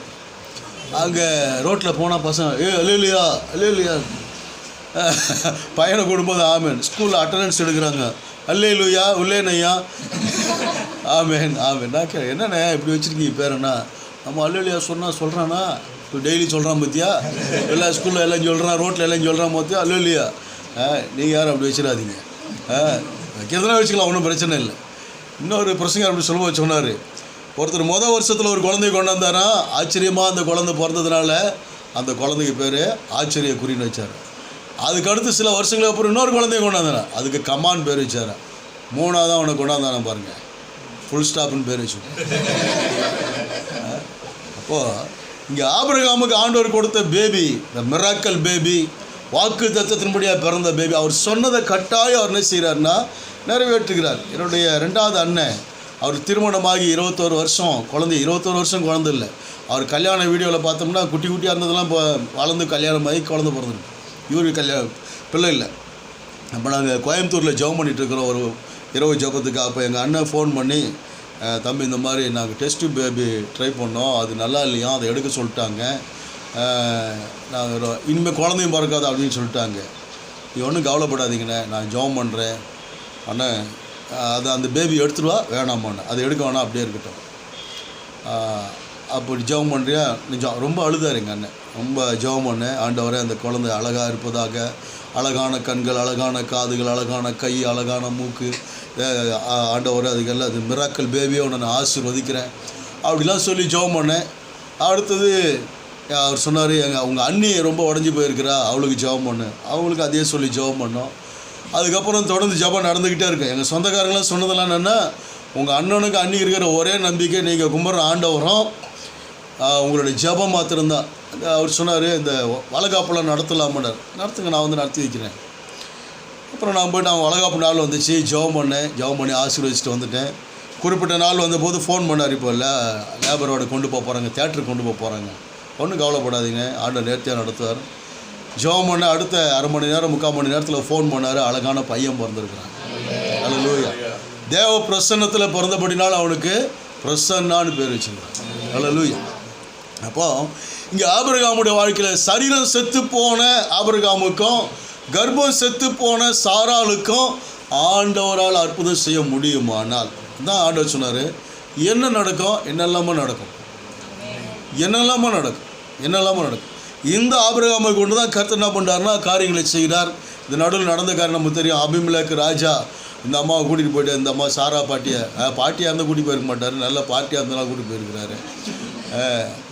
அப்போது ஆனால் ஆண்டவர் விடலை பாருங்கள். ஆண்டவர் அபிமெலேக்கு ராஜாவுடைய சொப்பனத்தில் போய் மிரட்டுறாரு, நீ அழைப்பித்த ஸ்திரீ நிமித்தம் செத்தாய். அவர் தீர்க்கதரிசியாக இருக்கிற ஒழுங்கு மாதிரியாக தான் அனுப்பி விட்டுருப்பாருங்க. பொண்ணு வெளியெல்லாம் கொடுத்து இவர் என்ன சொல்லி அனுப்புனார், என் தங்கச்சி அப்படின்னார்ல, அவர் கூப்பிட்டார், வாங்க மச்சான் அவங்க தங்கச்சி கூட்டிகிட்டு போங்கன்ட்டு நான் பண்ணேன், கூட்டிகிட்டு அனுப்பிவிட்டேன். இந்த நல்ல வேலை பார்த்தீங்க, இடத்துல தெய்வ பயம் இல்லைன்னு சொன்னால் அப்படி போய் சொன்னேன் அப்படின்ட்டார். அதுலேயும் சமாளிக்கிறார். இப்போ எனக்கு மனைவி தான், எங்கள் அம்மா அப்பாவுக்கு வந்து மருமக, அதனால் எனக்கு சகோதரி அப்படின்ட்டார். கீழே விழுந்தாலும் வீசில் மண் ஓட்டலன்ற மாதிரிலாம் சமாளிக்கிறார் ஆபிரகாம். அப்போது ஸோ அடுத்து பார்த்திங்கன்னா ஈசாக்கு, இந்த ஆபிரகாமுடைய வாழ்க்கையில் ஈசாக்கு இருக்கிறார் இல்லையா, ஈசாக்குக்கு ஒரு கல்யாணம் பண்ணி வைக்கணும். கல்யாணம் ரொம்ப முக்கியம் பாருங்கள். அப்போ இந்த திருமண காரியத்தை வாய்க்க பண்ணுறதுக்காக ஜெபம் பண்ணுறார். ஜெபம் பண்ணி தான் எலியேசரை கூப்பிட்டு, இந்த இடத்துல பெண் கொள்ளாமல் நான் சொல்கிற இடத்துக்கு நீ போய் என்ன செய்யணும், பெண் கொள்ள வேண்டும், நீ அங்கே போய் பொண்ணை பார்த்து கூட்டிகிட்டு வாப்பா அப்படின்னு சொல்லி அனுப்புகிறேன். அதுக்கு ஜெபம் பண்ணி, அவிடுத்து பெண் இங்கே வரலன்னா என் மகன் அங்கே கூட்டிகிட்டு போகக்கூடாது, உன் கையை என் தொடையின் கீழே வச்சு என்ன பண்ணுன்னா எனக்கு வாக்கு பண்ணி கொடு, கையை வச்சு ஜெபம் பண்ணுறார். சொல்லிட்டு சொல்லார், நான் வழிபடுகிற தேவனாகிய கர்த்தர் உனக்கு துணையாக இருப்பார், நீ போ அப்படின்ட்டார். எலியேசரும் ஜெபம் பண்ணுறாரு பாருங்கள். என்ன சொல்ல வர அப்படின்னா, யாரெல்லாம் ஜெபிக்கிறாங்களோ அவங்களுக்கெல்லாம் கர்த்தர் ஜெயத்தை கொடுக்குறார். யாரெல்லாம் ஜெபிக்கிறாங்களோ அவங்களுக்கு கர்த்தர் காரியத்தை வாய்க்க பண்ணுகிறார். Prayer changes things, prayer brings victory. ஜெபம் காரியங்களை வாய்க்க பண்ணும், ஜெபம் சூழ்நிலைகளை மாற்றும், ஜெபம் தேவனுடைய கரத்தை அசைக்கும், தேவனுடைய கரம் இந்த உலகத்தை என்ன செய்யும், அசைக்கும் பாருங்கள். அப்போ அந்த ஜெப அபிஷேகத்தை தான் கர்த்தர் நம்ம மேலே வச்சுருக்கிறார். நல்லா ஜெபம் பண்ணுங்க, பரிந்து மன்றாடுங்க, எதுவாக இருந்தாலும் என்ன பண்ணுங்க, நீங்கள் ஜெபம் பண்ணுங்க. ஜெபத்துக்கு மிஞ்சினது எதுவுமே கிடையாது. எங்கள் சர்ச்சில் ஒரு பாட்டியம்மா வராங்க, அவங்க வீட்டுக்காரர் அவர் விட்டுட்டு போயிட்டார். பாட்டியம்மா தானே போனால் போயிட்டு போட்டுட்டீங்களா, ஆனால் அந்த பாட்டியம்மாவுக்கு டெய்லி ஜெபம் பண்ணு, ஆண்டவரை தாத்தா வந்து சேரணும் அப்படின்னு சொல்லி. தாத்தா வந்துட்டார் கரெக்டாக. தாத்தா நல்லா கூலிங் கிளாஸ்லாம் போட்டு அழகாக பார்த்துட்டாரு. இன்னைக்கு காலையில் கூட தாத்தா பார்த்தேன், நல்லா வாக்கிங் போயிட்டுருக்கிறாரு. தாத்தா அப்படின்னா அது மாதிரி அவங்க பேரன் மனைவி பிரிஞ்சுருந்தாங்க, ஜெபம் பண்ணோம், இப்போ போயிட்டு எல்லாம் ஒன்றா செட்டில் ஆகிட்டாங்க. நிறைய அது மாதிரி ஒரு அக்காவுக்கு ஜெபம் பண்ணோம். ஒரு அக்கா ஒரு தடவை சொல்லிட்டு போயிட்டாங்க, என் புருஷன் என்னை விட்டுட்டு போயிட்டான் அப்படின்ட்டு போயிட்டாங்க. விடாமல் ஜெபம். ரொம்ப வருஷத்துக்கு அப்புறம் அந்த அக்காவை பார்த்தேன், என்னக்கா எப்படி நல்லா இருக்கு, வீட்டுக்காரர் வந்துட்டாரா, தம்பி உங்களுக்கு தெரியாதானே தான் கேட்குறேன். சொன்னாங்க, எங்கள் வீட்டுக்காரர் வந்து 4 குழந்தை பிறந்துடுச்சுப்பா அப்படின்னாங்க. சொன்ன ரொம்ப அதிகமாக இல்லையா உங்களுக்கு, ஓவராக இல்லையா அப்படின்னா, நீ ரொம்ப ஜெபம் பண்ணியிருப்ப போல இருக்குதாட்டு. ரொம்ப வீட்டுக்காரர் வந்ததே அது சொல்ல வேணாமா, நான் பாட்டு இங்கே உட்காந்து முட்டி ஜெபம் பண்ணிகிட்ருக்கிறேன். ரொம்ப நன்றிப்பா. அப்போது நம்முடைய ஜெபம் எல்லாவற்றிலும் ஒரு பெரிய வெற்றியை கட்டாயம் என்ன செய்யும், கொடுக்கும். அப்போ இங்கே எலியேசர் ஜெபம் பண்ணார், இன்றைக்கு என் எஜமானுக்கு தேவனாக இருக்கிற கர்த்தாவின் காரியத்தை சித்திக்க பண்ண வேண்டும். அவர் ஜெபம் பண்ணி முடிக்கிறாரு. என்ன ஜெபம் பண்ணார், நான் தாகத்துக்கு தான் கேட்பேன், உனக்கும் தண்ணி வார்ப்போம், ஒட்டகத்துக்கும் தண்ணி வார்ப்போம்னு சொல்லக்கூடிய பெண் எதுவோ அந்த பெண் தான் என் எஜமானாகி ஆபிரகாமின் குமாரனாகி ஈசாக்கு தெரிந்து கொண்ட பெண் என்று சொல்ல நிச்சயம் பண்ணிக்கிறேன் அப்படின்றார். சொல்லி முடிக்கிறதுக்குள்ளே ரெபேக்காள் குடத்தை தோல் மேலே வச்சு கொண்டு வரலாம் பாருங்கள். ஆம்பளை தான் தோல் மேலே கொண்டாடுவாங்க, பெண்கள் இடுப்பில் தான் கொண்டாடுவாங்க. ஆம்பளை கணக்காக வேலை செய்கிற ரெபேக்காள் வந்துட்டார். பார்க்குற ஆச்சரியம், ஜெபம் பண்ணி முடித்தோடனே பதில் வந்துடுச்சேன். ஆண்டவர் ரொம்ப ஃபாஸ்ட்டாக இருக்கிறார் பாருங்கள். அப்போது திருமண காரியத்திலாம் ஆண்டவர் ரொம்ப ஃபாஸ்ட்டாக என்ன செய்கிறாருன்னா காரியங்களை வாய்க்க பண்ணுவார். நானும் டெய்லி காலையில் உட்காந்து யார் யாருக்கெல்லாம் திருமணம் ஆகணுமோ எல்லாருக்கும் ஜெபம் பண்ணணும். இங்கே யாரெல்லாம் இன்னும் திருமணம் ஆகலையோ உங்களுக்கு கர்த்தர் சீக்கிரமாக ஐயா சொன்ன மாதிரி இன்றைக்கி சிங்கிளாக வந்திருக்கிறவங்களாம் அடுத்த வருஷம் டபுளாக தான் வருவாங்க. ஆமாம் வருவாங்க. அப்போ ஆண்டவர் அதை என்ன செய்வார்னா கட்டாயம் வாய்க்க பண்ணுவார் பாருங்கள். ஜெபம் பண்ணி முடித்த உடனே காரியம் நடக்குது. போய் கேட்குறாரு, தாகத்துக்கு உங்களுக்கும் தண்ணியாக இருப்பேன், ஒட்டகத்துக்கும் தண்ணியாக இருப்பேன் அப்படின்னா பாருங்கள். ரொம்ப ஆச்சரியம். உடனே ஆண்டவரை ஸ்தோத்திரம் முடியாது. எலியேசரோட சுபாவமே பார்த்திங்கன்னா ஒவ்வொரு காரியத்துக்கும் ஜெபம், ஒவ்வொரு காரியத்துக்கும் ஸ்தோத்திரம். இது ஜெபமும் ஸ்தோத்திரமும் நம்முடைய வாழ்க்கையில் இணைஞ்சிக்கிட்டு போயிட்டே இருக்கணும். எல்லாத்துக்கும் ஸ்தோத்திரம். மாதத்தை ஆரம்பிக்கும் போது ஸ்தோத்திரம், மாதத்தை முடிக்கும் போது ஸ்தோத்திரம், நாளை ஆரம்பிக்கும் போது ஸ்தோத்திரம், நாளை முடிக்கும் போது ஸ்தோத்திரம். எல்லாவற்றிலேயும் ஸ்தோத்திரம் செய்யுங்க. இதான் உங்களை குறித்து தேவனுடைய சித்தமாக இருக்குது. அவர் நம்ம சொன்னதோடு மாத்திரமில்லை, அவருக்கும் தண்ணி கொடுத்துச்சு, ஒட்டகங்களும் தண்ணி, ஒட்டகங்கள்லாம் குடித்து தீர்ந்த பின்பு நீ யாருடைய மக எங்கேருந்து வந்திருக்கிற சொல்லிட்டு கொஞ்சம் ஜுவல்ஸ்லாம் கொடுக்குறாரு பாருங்கள். ஜுவல்ஸ்லாம் கொடுக்குறாரு, போகும்போது கொண்டு போயிருக்கிறார். நம்ம எங்கே போனாலும் வெறுங்கையோடு போகக்கூடாது, எதையாவது என்ன செய்யணும், கொண்டு போகணும். பைபிள் சொல்லுது, நீங்கள் ஆலயத்துக்கு வரும்போது வெறுங்கையோடு என்ன செய்யாதீங்க, வராதிங்க. எந்த வீட்டுக்காவது போகும்போது வெறுங்கையோடு போகக்கூடாது, எதையாவது வாங்கிட்டு போகணும். அவங்களுக்கு என்ன பிடிக்குமோ அதை வாங்கிட்டு போகணும்.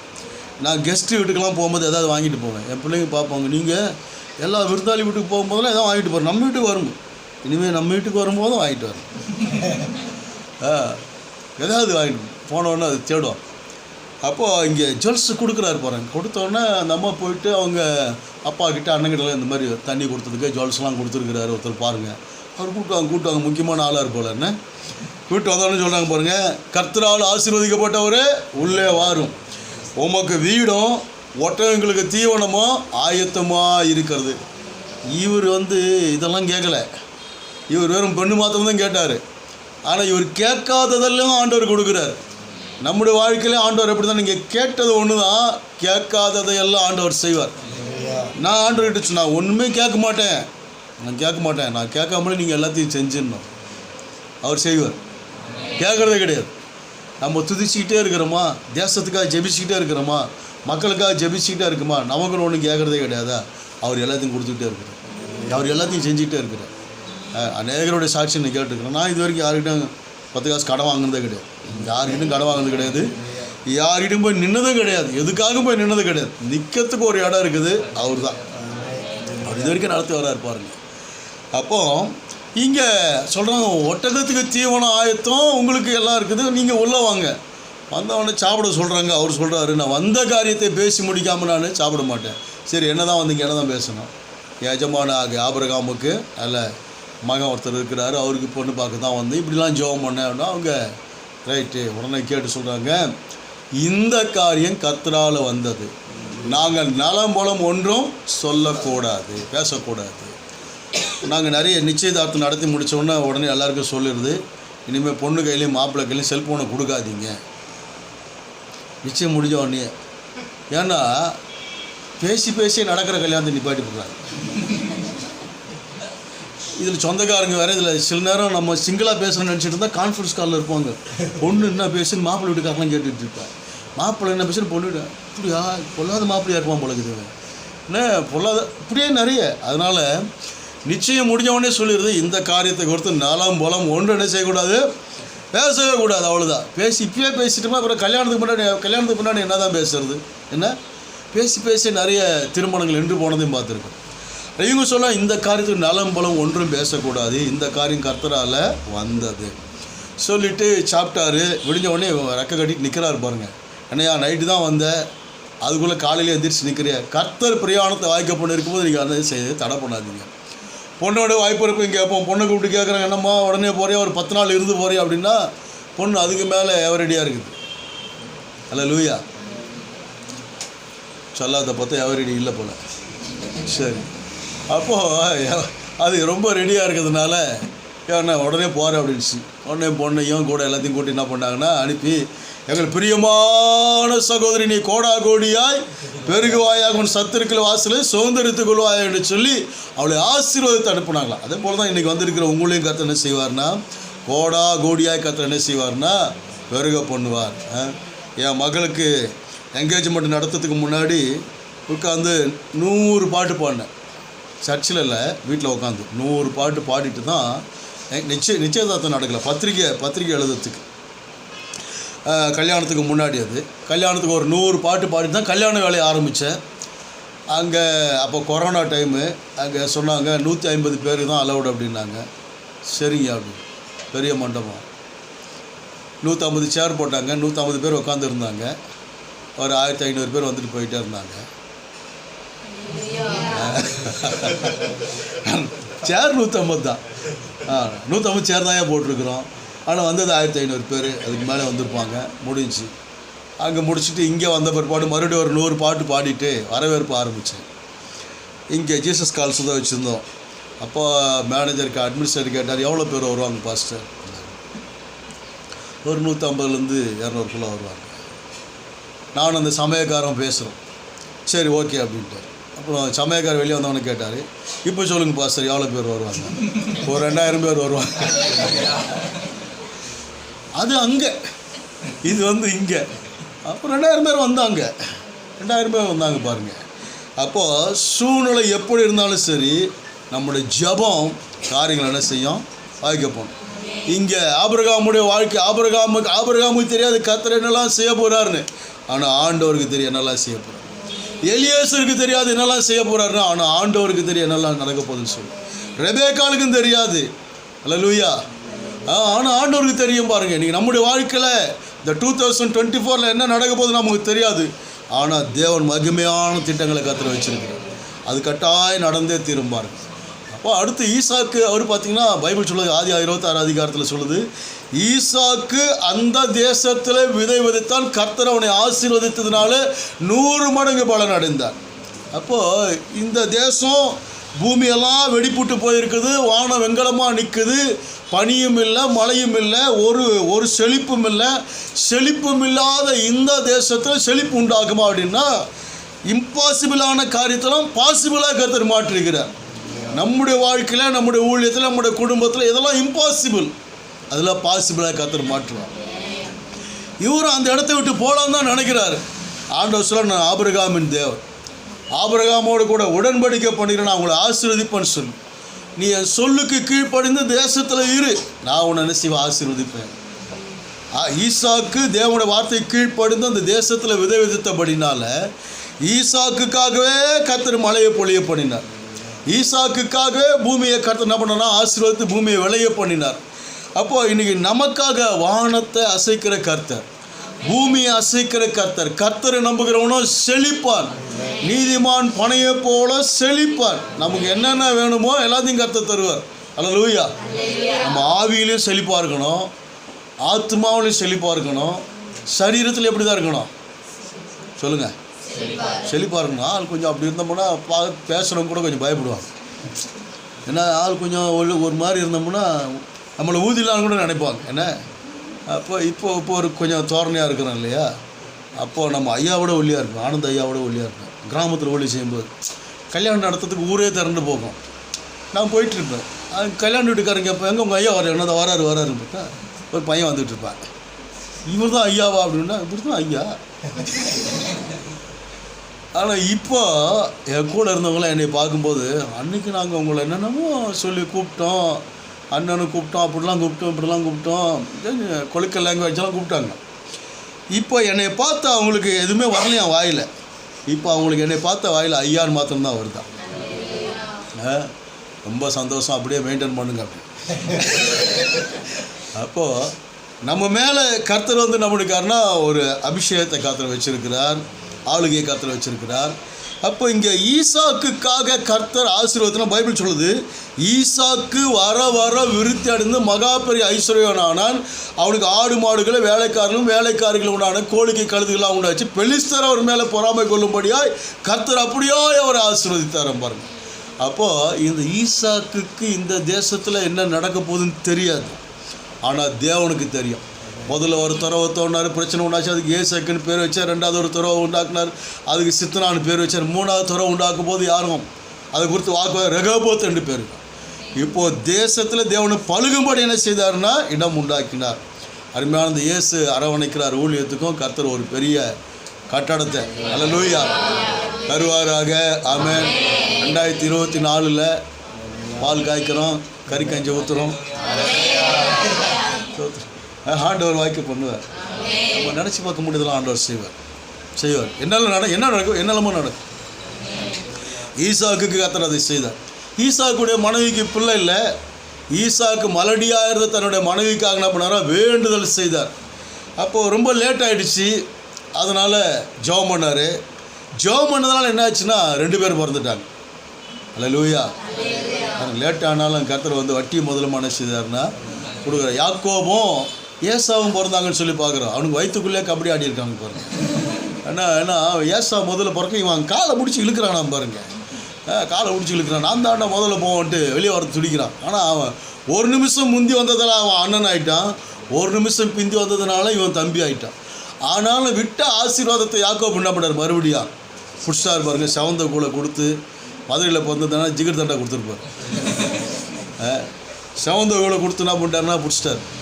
அப்போது இந்த ஈசாக்குடைய வாழ்க்கையில் என்ன நடக்க போகுதுன்னு ஈசாக்குக்கு தெரியாது, ஆனால் தேவனுக்கு தெரியும் என்ன நடக்க போகுது. அவர் தெரியுமா 2 பிள்ளை பிறக்க போகுது தெரியுமா, தெரியாது. ஆனால் 2 பிள்ளை பிறந்துடுச்சு. 12 கோத்திர பிதாக்கள் உண்டானாங்க, 12 பிரபுக்கள் உண்டாகினாங்க பாருங்கள். அப்போது வானத்து நட்சத்திரத்தை போல் ஒரு சந்ததி உண்டாகுது, பூமியின் தூளை போல் ஒரு சந்ததி என்ன செய்யுதுன்னா தேவனுடைய வாக்குத்தத்தை அப்படி நிறைவேறிக்கிட்டே இருக்குது அவங்களோட வாழ்க்கையில். ஆண்டோடைய வார்த்தை, நான் உனக்கு சொன்னதை செய்யும் அளவோ உன்னை கைவிடுவதில்லை. அப்போ உங்களுக்கு என்னெல்லாம் சொல்லியிருக்கிறாரு, கர்த்தர் அதை கட்டாயம் செய்வார். நீங்கள் ஒரு காலத்தில் நினச்சதெல்லாம் இன்றைக்கி நடக்கும். நான் என்னெல்லாம் நினச்சினதெல்லாம் நடந்துக்கிட்டு இருக்கேன், அதெல்லாம் நடந்துக்கிட்டு இருக்கு. எந்த வீட்டில் குடியிருக்கணும்னு நினச்சேன் அந்த வீட்டில் குடியிருக்கிறேன், எந்த இடத்துல ஊழியம் செய்யணும்னு நினச்சேன்னா அந்த இடத்துல ஊழியம் செய்து கொண்டு இருக்கிறேன். கர்த்தர் எல்லா காரியத்தை என்ன பண்ணியிருக்கிறாருன்னா வாய்க்க பண்ணியிருக்கிறார். அல்லேலூயா. அப்போது ஈசாக்குடைய வாழ்க்கையில் ஆண்டவர் நன்மையான காரியத்தை அடுத்து ஈசாக்குடைய மகன் யாக்கோபுடைய வாழ்க்கையை பார்க்குறோம். அவர் சொல்கிறாரு, நான் கோளுங்கையுமா என்ன செய்தேன், இந்த ஆற்றை கடந்து போனேன். கோளுங்கையுமா போகும்போது ஜெபம் பண்ண, ஆண்டவரே நீர் என்னை ஆசீர்வதித்தீரனா வரும்போது எல்லாவற்றும் என்ன செய்கிற தசமபாகத்தை செலுத்துகிறேன்னு சொல்லி அந்த லூசுன்ற இடத்துல அந்த இடத்துல ஒரு தரிசனத்தை பார்த்து அந்த கல்லை எடுத்து நிப்பாட்டி எண்ணெயை ஊற்றி அதுக்கு தேவனுடைய வீடு பெத்தேல், பெத்தேல், இது தேவனுடைய வீடு இல்லாமல் வேறு அல்ல என்று சொல்லி அங்கே ஜெபம் பண்ணிட்டு போகிறாரு. போன இடத்துல நடந்தலாம் நமக்கு தெரியும். அவங்க மாமனார் அவருக்கு என்ன செய்தார், ஏமாத்தலாம் பார்த்தாரு. ஆனால் இவர் என்ன செய்தாருன்னு பார்த்தீங்கன்னா, மாமனார் முதல்ல ஏமாற்றி விட்டார். முதல்ல ஏமாற்றிட்டார். ஏன்னா அக்கா தங்கச்சி 2 பேர். இவர் தங்கச்சியை கல்யாணம் பண்ணணும்னு பார்க்குறாரு. அந்த பொண்ணு அழகாக இருக்கும். அக்காக்காரி பார்த்தீங்கன்னா கண்ணடிக்கிற அம்மா, அந்த அம்மா அல்லேலூயா அப்பப்போ போட்டோ எடுத்துக்கிட்டே இருக்கும். அதனால் அது இவருக்கு சூட்டபிள் ஆகாதுன்னு சொல்லி இந்த அழகான இந்த அம்மாவை பார்த்துட்டாரு. அதனால் அவர் சொல்கிற மாமா நான் உங்கள் பொண்ணை இளைய மகளை கட்டிக்கிறோன்னா ஓகே மாப்பிள்ள அப்படின்ட்டார். 7 வருஷம் வேலை செஞ்சால் போதும் அப்படின்ட்டார். இன்றைக்கி பொண்ணு பார்க்க வரவங்களும் அந்த மாதிரி 7 வருஷம் வேலை, அவ்வளோ ஒரு கல்யாணமும் நடக்காது. அது மாதிரி எலியேசர் ஜாப் பண்ண மாதிரி ஜாப் பண்ணாலும் ஒரு பிள்ளையும் என்ன செய்யாது, வராது. வேணா பெரிய மோட்டர் வச்சோன்னா தண்ணி ஊற்றுறோம் அப்படின்னு. அப்போது இங்கே யாக்கோபுடைய வாழ்க்கையில் ஒரு ஜாப் பண்ணிட்டு போகிறாரு. அங்கே பார்த்திங்கன்னா ஆண்டவர் இவர் கூட தான் இருக்கிறாரு. ஆனால் சில நேரம் கூட இருக்கிறாரு, சில நேரம் இருக்கிறாரா இல்லையான்னு தெரிய மாட்டேங்குது. ஏன்னா தங்கச்சியை கல்யாணம் பண்ணும்போது பார்த்திங்கன்னா அக்காவை கொண்டாந்து வச்சுட்டா மாப்பிள்ளை. அவர் எவ்வளோ பெரிய மாமனார், நல்ல மாமனார், கிரிமினல் மாமனார். யாக்கோபுடைய மாமனார் நம்ம கிரிமினலாக என்ன பண்ணுறோம், என்ன பரதா போட்டாரா பூவை போட்டு மூடினாரா என்ன பண்ணாருன்னு தெரியல. ஷாம்பி செல்லதர சொல்லும்போது இந்த சில ஹோட்டல்லாம் ரொம்ப டிம் லைட்டு போட்டிருப்பாங்க. அந்த மாதிரி இடத்துல கூட்டு போய் கல்யாணம் பண்ணி வச்சிட்டாருன்னா நான் தெரியும். அப்போது கல்யாணம் முடிச்சு விடிஞ்சவனை பார்த்தா அக்காக்காரி நிற்கிற அத்தான்ட்டு.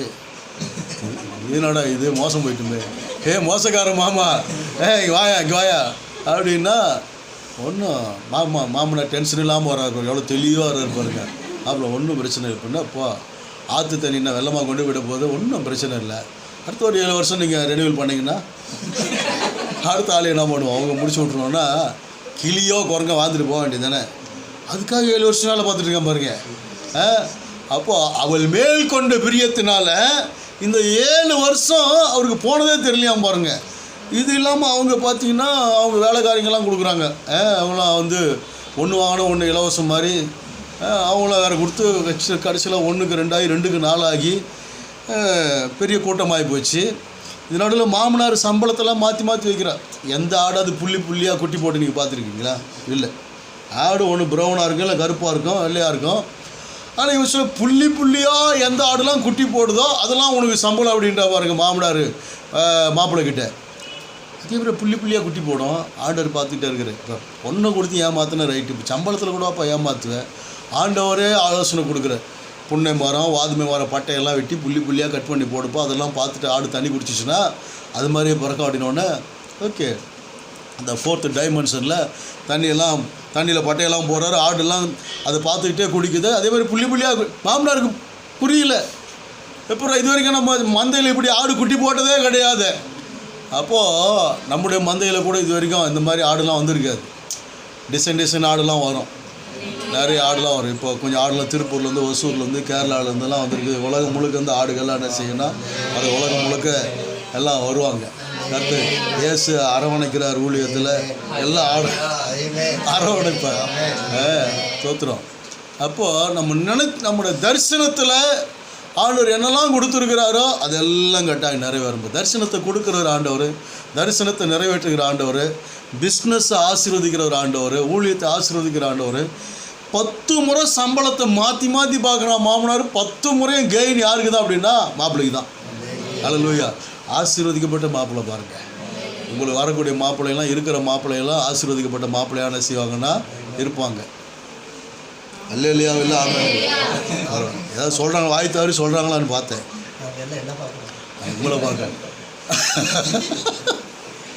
அப்போது இந்த யாக்கோபு ஒரு நல்ல ஜெப வீரம் பாருங்க. யாக்கோபு நல்ல, அதனால தான் அவர் அங்கங்கே, அதாவது 1000 மிஸ்டேக்லாம் இருந்தாலும் அப்பப்போ ஜெபம் பண்ணிவிடுவார் அவர். அதான் விஷயமே. இப்போ பெரிய பிரச்சனை என்னென்னா, ஏசா எதிர்த்து வர்றார் அப்படின்னா, ஆதியாகமம் 32:24 யாக்கோப்பு ஆற்றங்கரையில் பிந்தி தனித்திருந்தால் பொழுது விடியும் அளவும் ஒரு புருஷனோடு கூட போராடி மேற்கொள்ளாதை கண்டு அவர் சொல்ல, போகட்டும், பொழுது விடுது நான் போகிறேன் அப்படின்னா, நீர் என்னை ஆசீர்வதித்தால் நம்ம போக விட மாட்டேன். விடாப்படியான ஒரு ஜபம்.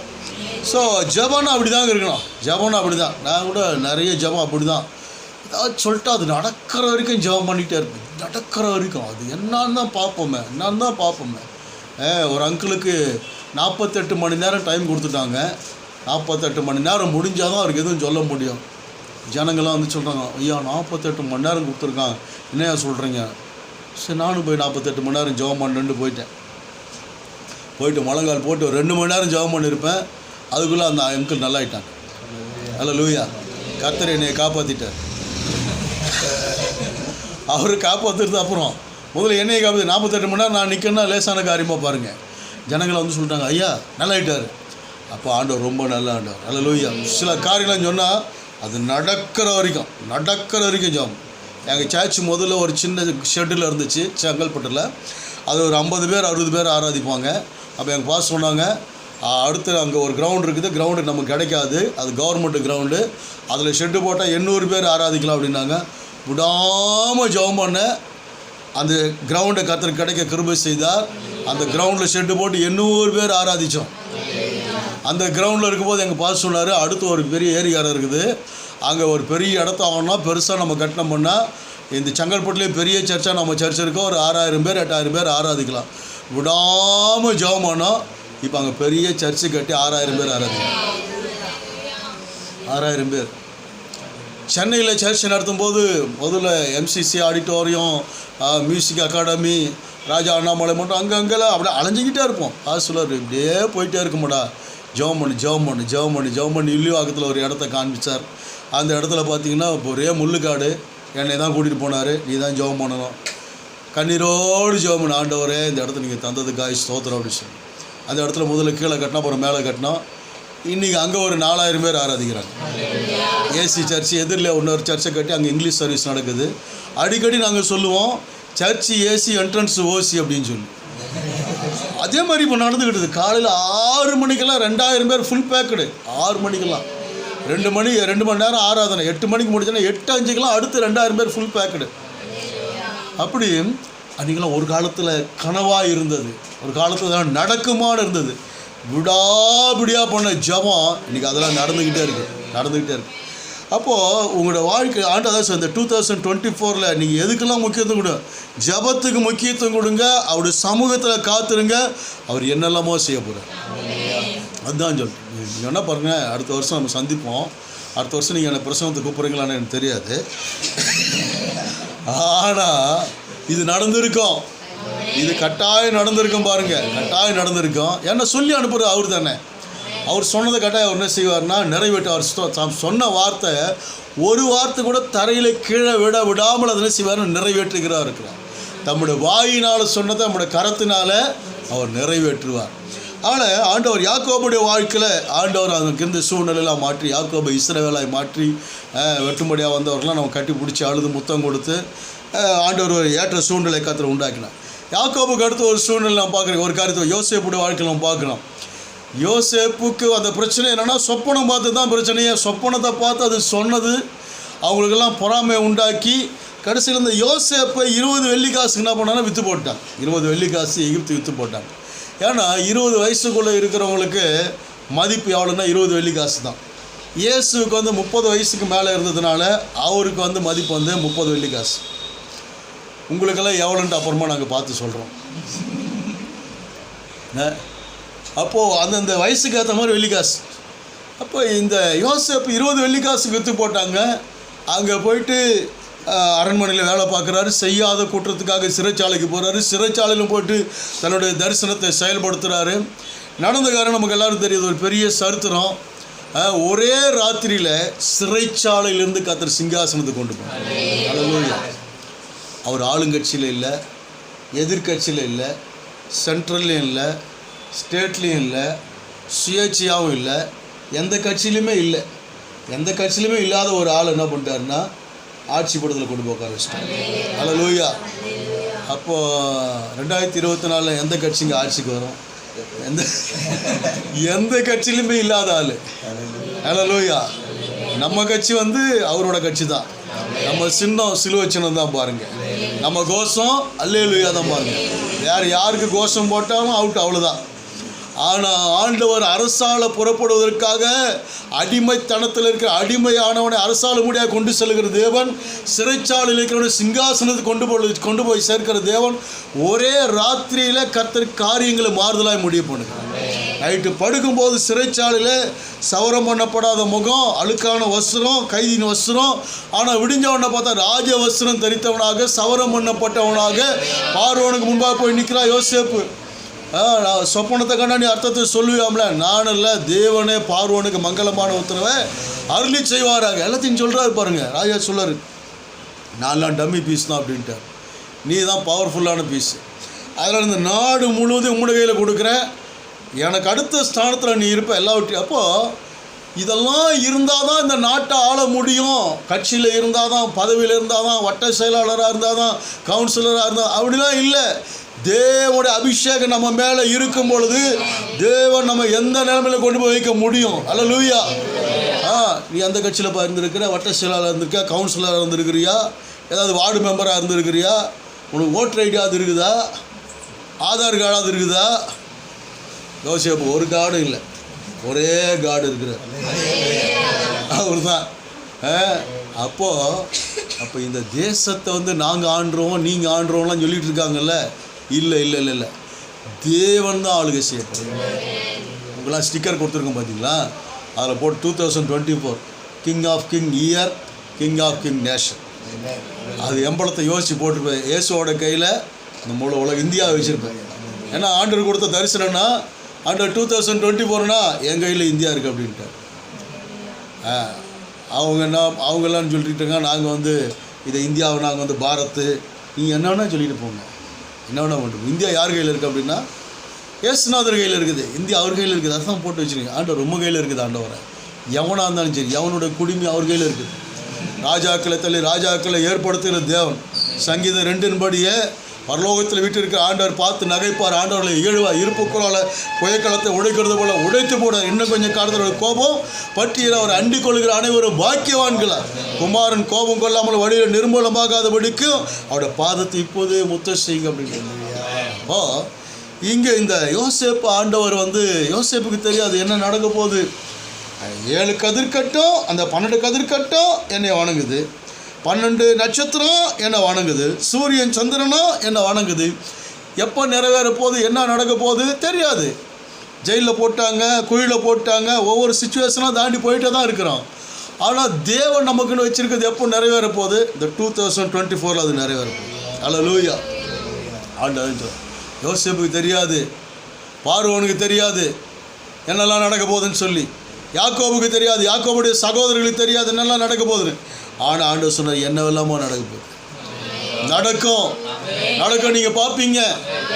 அதனால அவர் God is a thrilling God. அற்புதமான காரியங்கள் என்ன பண்ண போகிறேன் நான் செய்ய போகிறேன் அப்படின்றார். மீண்டும் இழந்த குடும்பத்தார் எல்லாரும் சந்திச்சார் பாருங்க. எல்லாரும் சந்தித்து அவங்க அப்பாவை சந்தித்து அண்ணன் மாதிரி எல்லாரும் சந்தித்து அது ரொம்ப நல்ல சீன். பார்த்தீங்கன்னா யாக்கோபு யோசேப்பை கட்டி கொண்டு வெகு நேரம் அழுதான்.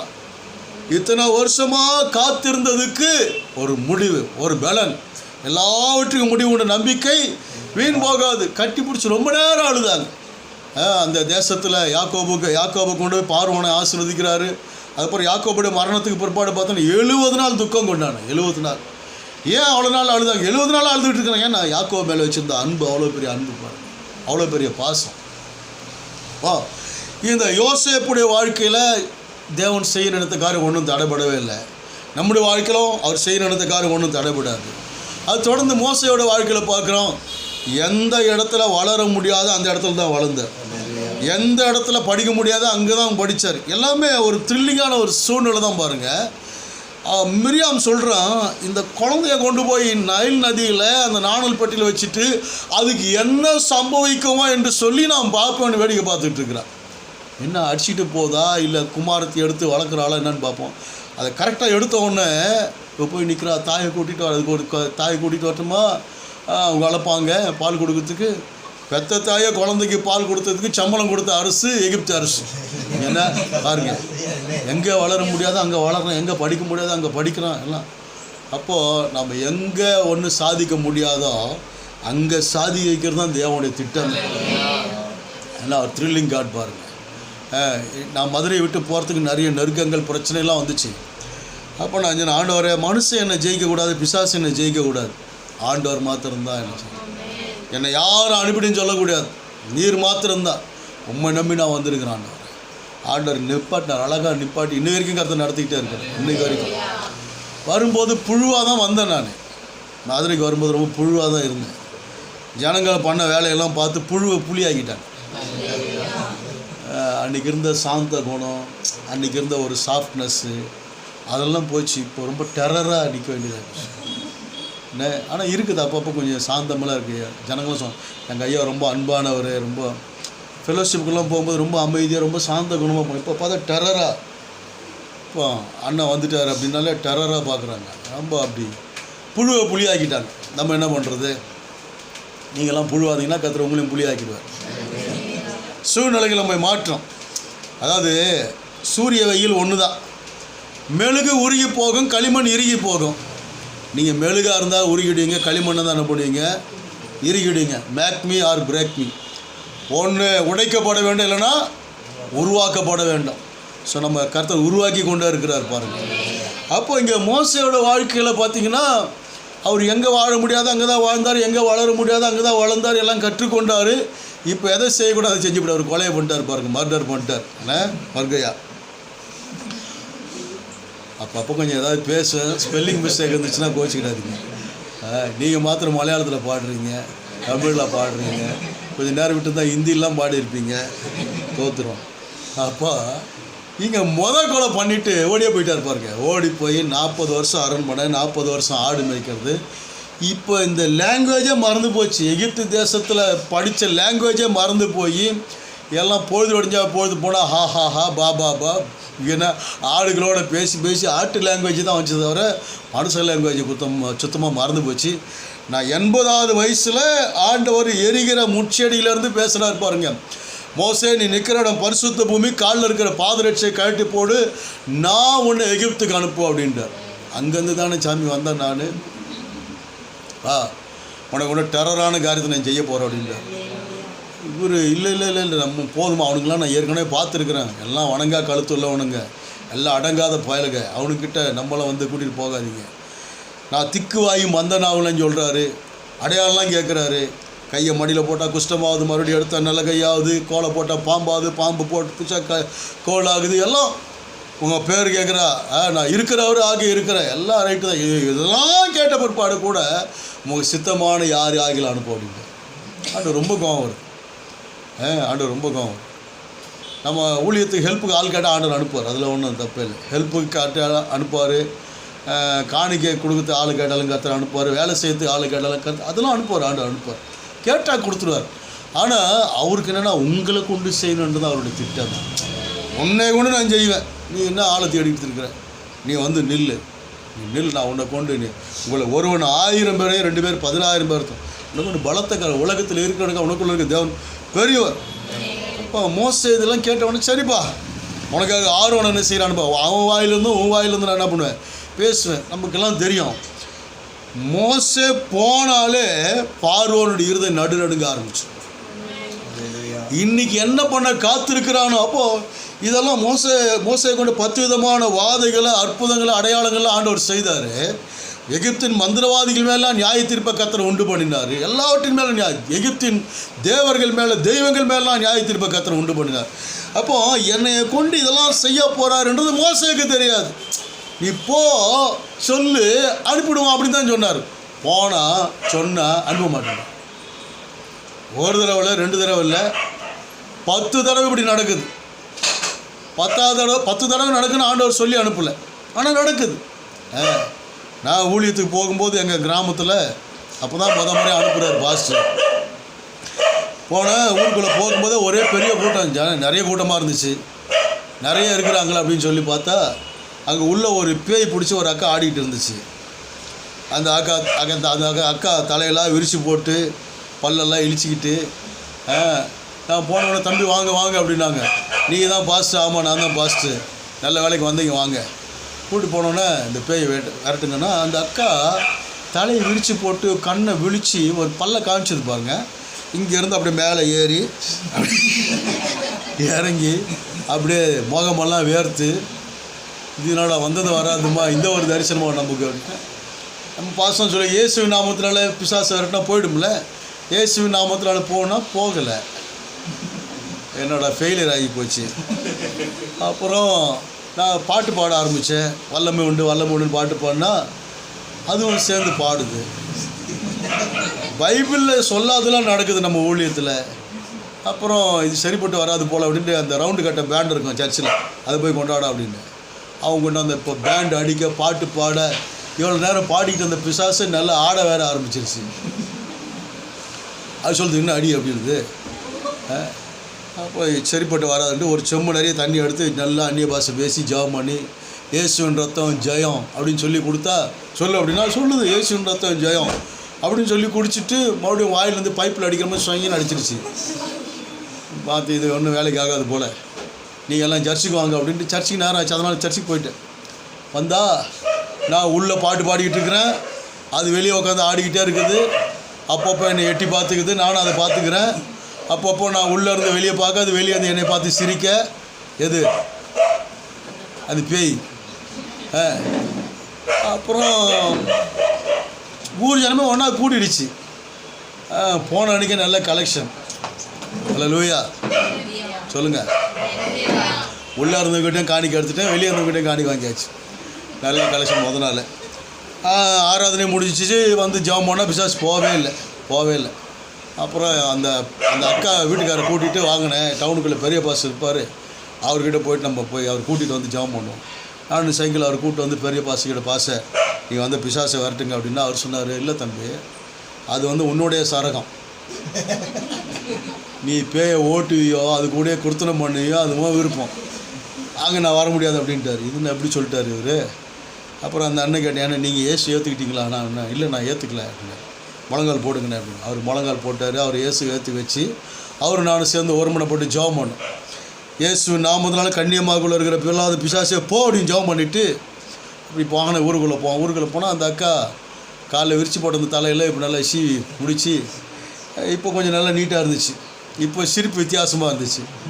இப்போ நான் போய் பார்த்து நீ கன்னியமாக்கா தானே அப்படின்னு. ஆமாம் தம்பி காலைல பிசாசு பிடிச்சேன். ஆமாம் நீங்கள் தான் பாஸ். ஆமாம் நான் உங்களை ரொம்ப கஷ்டப்படுறேன். ரொம்ப இல்லைக்கா ரொம்ப. அப்போ நம்ம ஊழியத்தில் நம்ம படிச்சுட்டு போனதெல்லாம் ஒன்று, நடக்கிறதெல்லாம் வேறு என்னென்னமோ நடக்குது. மோசேக்கு அதுதான் ஆண்டவர் சொல்லி நீ போனால் விட்டுருவானா விட மாட்டேன்றான். 10 தடவை ஆனாலும் விட மாட்டேன்றான். என்னடா இது அப்படின்னா என்னெல்லாமோ நடக்குது. அல்லேலூயா. நம்ம ஊழியத்தில் இது வரைக்கும் நடந்ததில்லை, இனிமே தான் என்னென்னலாமோ நடக்க போகுது. இனிமேல் நம்ம நினச்சி பார்க்க முடியாது. நமக்கு ஒரு நினைப்பம் கிடையாது. அவர் நினச்சிட்டார் எல்லாத்தையும். எவன் அவனை கொண்டாந்து வலையில் சிக்க வைக்கணும் அவனெல்லாம் கற்றுக்க கொண்டாரு. மந்திரியை கொண்டாடுவார், எம்எல்ஏ கொண்டாரு, எம்பியை கொண்டாரு, எல்லாரையும் கொண்டாரு, எல்லா டாக்டர் இன்ஜினியர் எல்லாத்தையும் அள்ளி போடுவார். அல்லேலூயா. நாம் இங்கே உட்காந்துருந்தால் போதும், நமக்கு சர்ச்செல்லாம் இடம் பத்தாது. கிரவுண்டு தான் பாருங்கள். ஞானஸ்தானமெல்லாம் அதே மாதிரி ஒவ்வொரு ஆளெல்லாம் முக்கத்துக்கெல்லாம் நம்ம நேரம் இல்லை. எல்லாத்தையும் கொண்டாந்து கடலில் நிப்பாட்டி பிதா குமாரன் பரிசுத்த நாமத்தினால எல்லாம் முங்கு யார் என்னென்ன பேர் நீயே வச்சுக்கப்போ. அல்லேலூயா. அவ்வளோதான். இனி ரிவைவல்னா அப்படிதான், அவ்வளோதான். பார்த்துக்கிடுங்க. ராத்திரியும் பாலம் நடந்துக்கிட்டே இருக்கும் பாருங்கள். நம்ம ராத்திரியும் பார்க்கலாம், இங்கே உட்கார கர்த்தர் நம்மளை மகிமையாக கர்த்தர் பயன்படுத்த ஆரம்பிப்பார். நம்ம நினச்சி பார்க்க முடியாத தேசத்துக்கெல்லாம் கர்த்தர் கொண்டு போவார். ஃப்ளைட்டில் தான் போகணுன்ற அவசியம் இல்லை, பஸ்ஸில் தான் போகணுன்ற அவசியம்லாம் கிடையாது. கண்ணை மூடி கண்ணை திறந்து அந்த தேசத்துக்குள்ளே கர்த்தர் கொண்டு போயிருப்பார். அற்புதமான காரியம் கர்த்தர். கணத்தை என்கிட்ட ஒரு அம்மா வந்து ஃபோன் பண்ணி சொன்னாங்களா, இன்றைக்கி நீங்கள் பண்ண பிரசங்கம் ரொம்ப நல்லா இருந்துச்சு. எங்கே பண்ணேன்? அந்த அம்மா அந்த தேசத்தை சொல்கிறாங்க. எத்தனை மணிக்கு பண்ணேன்? இத்தனை மணிக்கு. அவர் சொல்கிறார், இல்லை இத்தனை மணிக்கு நான் இங்கே உட்காந்து ஜெபம் பண்ணிகிட்டு இருக்கேன். கண்ணத்தேகின் மாதிரியே அங்கே பிரசங்கம் பண்ணிட்டு ஆண்டவர். ஓரல் ராபர்ட்ஸ் ஜெபம் பண்ணார். ஆண்டவரே 3 நாள் மீட்டிங் நடக்க போகுது, 3 நாளும் என்னை யாரும் பார்க்கக்கூடாது, உண்மைத்தான் பார்க்கணும் ஆண்டவரே. 3 நாள் மீட்டிங் முடித்தேன். 4வது நாள் ரெஸ்ட் எடுத்துகிட்டு ஒரு பாட்டியம்மா மத்தியானம் வந்து கதவை தட்டி என்னம்மா அப்படின்னா, நான் ஓரல் ராபர்ட்ஸை பார்க்கணும். 3 நாளாக மீட்டிங் வந்தியாம்மா? வந்தேன். 3 நாளாக அங்கே யாரும்மா பார்த்தேன்? 3 நாளாக நான் இயேசுவை தான் பார்த்தேன், ஓரல் ராபர்ட்ஸை பார்த்தேன். ஒரு முழங்கால் படிட்டு ஆண்டவர் ஸ்தோத்திரம், ஆண்டவர் 3 நாளாக என்ன மறைச்சி நீங்கள் உங்களை காமிச்சிருக்கீங்க, அதுக்காக நன்றி ஆண்டவர். அப்போது நமக்கு ஃப்ளைட்டு பிடிச்சி ஜெட்டை பிடிச்சி அதை பிடிச்சி தான் ஒரு நாட்டுக்கு போகணுன்னு அவசியமாக கிடையாது. கர்த்தர் எங்கெல்லாம் கொண்டு போகணும்னு நினைக்கிறாரோ அங்கெல்லாம் அற்புதமாக கர்த்தர் கொண்டு போவார். பிலிப்பு கந்தாகிய மந்திரிக்கு ஞானஸ்நானம் கொடுத்துட்டு கரை ஏறினானா கர்த்தருடைய ஆவியான கொண்டு போயிட்டார். பிலிப்பைன் ஏர்லைன்ஸில் கர்த்தர் கொண்டு போயிட்டார். காணிக்க வாங்கவும் விடலை, தசமம் வாங்க விடலை. பாரு, ஒரு தோத்திர காணிக்க இல்லை, ஒன்றும் இல்லை, அதுக்குள்ளே கூட்டிகிட்டு போயிட்டார். அவன் சந்தோஷமாக போனான். பாரு கந்தாகிய மந்திரி பாருங்க. அப்போது இங்கே மோசேக்கு தெரியாது நம்ம கொண்டு எகிப்து தேசத்தை கலங்க பண்ண போகிறாரு. நம்மளை கொண்டு கர்த்தர் இந்திய தேசத்தை கலங்க பண்ணுவார். அகில உலகத்தையும் கர்த்தர் கலங்க பண்ணுவார். ஏன்னா நம்ம மேலே வச்சிருக்கிற அபிஷேகமே உலகத்தை கலக்கிற அபிஷேகம். அப்போ இந்த மோசையை கொண்டு தான் கர்த்தர் அந்த 10 விதமான அற்புத அடையாளங்களை செய்து வெளியே கர்த்தர் கொண்டு வர்றாரு. அதில் ஒரு ஸ்டேட்மெண்ட் வெளியே வரும்போது பார்வன் சொல்கிறான், ஆனால் இனிமேல் என் முகத்தை நீ பார்த்துடாத, என் முகத்தை பார்க்குறனால நீ சாகவே சாவேன்னா. பஸ் கரெக்டு தான், கன்ஃபார்ம்டு தான். என் முகத்தை நீ பார்த்தா நீ அவுட்டு, உன் முகத்தை நான் பார்த்தா நான் அவுட்டு. அதே மாதிரி இவங்க வந்து செங்கடலுக்கு முன்னாடி நிற்கிறாங்க. ஆண்டவர் சொல்கிறாரு, செங்கடல் என்ன போது மோசைக்கு தெரியாது, இஸ்ரவேல் ஜனங்களுக்கு தெரியாது, என்ன நடக்க போகுதுன்னே தெரியாது. ஆனால் கர்த்தர் செங்கடல் 2 பண்ணுங்க. நம்முடைய ஊழியத்தில் கூட என்ன நடக்க போகுதுன்னு நமக்கு தெரியாது. 2024 என்ன நடக்க போகுதுன்னு தெரியாது. ஆனால் ஒரு காரியம் நடக்கும். அல்லேலூயா. இப்போல்லாம் ஜூமில் எல்லாம் பார்த்துட்டு இருக்காங்களா, அன்றைக்கி எல்லாம் பார்ப்பாங்க, நம்மளை டிவிலாம் பார்ப்பாங்க. ஏன்னா நேரம் நெருங்கிடுச்சு, அவ்வளோதான். கடைசி நேரம், கடைசி காலம் வந்தாச்சு. 2ல் 1 என்ன பண்ணி தாங்கணும், பார்த்து தாங்கணும், வேறு வழியே இல்லை. அபிஷேகத்தோடு கூட களத்தில் இறங்கி ஒரு வழி பண்ணி தான் ஆகணும், வேறு வழியே இல்லை. ஆண்டவருக்கு நம்ம 100% ஒப்பு கொடுத்து தான் ஆகணும், 100% கர்த்தர் நம்ம எடுத்து பயன்படுத்தி தான் ஆகணும், வேறு வழியே இல்லை. அதுதான் நடக்க போகுது. நிறைய பேர் நாங்கள் இல்லை, நம்ம தான், நீங்களும் நம்மளும் தான். நம்மளை போல தேவ ஜனங்களை கொண்டு தான் கர்த்தர் இந்த தேசத்தில் பெரிய காரியத்தை என்ன பண்ண போகிறாருன்னா செய்ய போகிறார். அதுக்கான நேரம் தான் இந்த 2024, the king of king year, king of king nation. இதுதான் செய்ய போகிறார் ஆண்டவர். வேறு யாரும் கொண்டும் கிடையாது. எதிரான வல்லமை எல்லாவற்றையும் கர்த்தர் முறிச்சு போடுவார். சட்டங்கள், திட்டங்கள், பிளான் எல்லாம் பைபிள் தான் சொல்லு.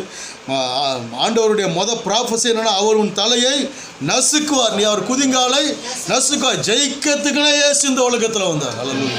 நமக்கு ஜெயம் கொடுக்கிற பிதாவாகிய தேவனுக்கு ஸ்தோத்திரம். எப்பொழுதும் எல்லா இடங்களிலும் வெற்றி சிறக்கப்படுகிற தேவனுக்கு ஸ்தோத்திரம். நமக்கு எல்லாவற்றையும் ஜெயத்தை கற்று வச்சுருக்கார். கிழக்கில் மேற்கிலும் வனாந்திர திசையிலிருந்து ஜெயம் வரப்போ குதிரை யுத்த நாளுக்கு ஆயத்தப்படும் ஜெயமோ கர்த்தரால் வரும். அதுக்குன்னு we are born to win. நம்ம தலையெழுத்து என்னன்னா ஜெயிக்கவே பிறந்திருக்கும். நம்ம ஆண்டவருக்கு தோக்கவே தெரியாது பாருங்க. அப்போ இங்கே மோசேக்கு என்னன்னு தெரியல. கடல் பழக்குது, எல்லாம் ஜனங்க போகிறாங்க, மோசையும் போகிறாரு. இவங்க எல்லாம் உள்ளே வந்தவங்கள ரதங்களை உருளையெல்லாம் கர்த்தர் கழலை பண்ணி எல்லாம் செத்து மனித பைபிள் அவர் சொன்ன வசனத்தின்படியே வார்த்தையின்படியே எகிப்தியர் எல்லாரும் செத்து மிதந்தார், ஒருவனாகிலும் தப்பு இல்லை.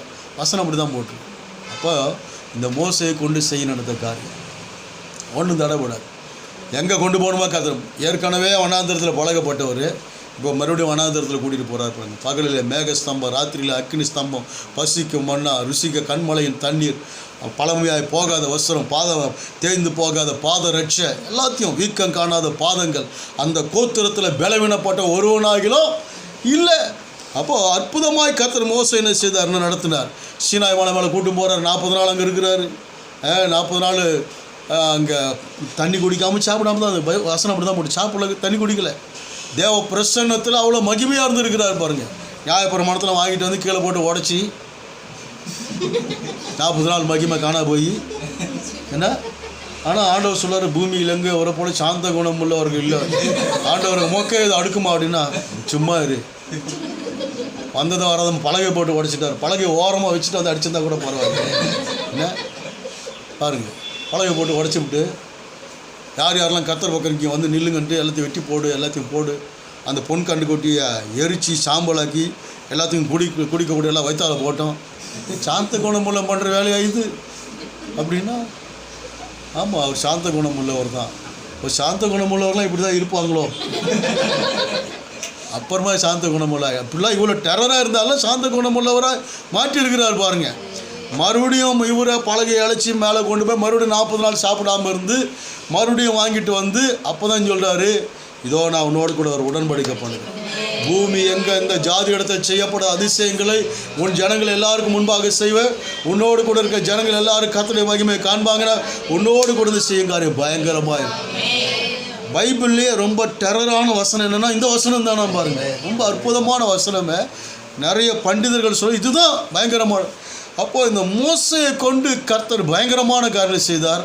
மோசையோட அடக்க ஆராதனை கர்த்தரை நடத்தினார்.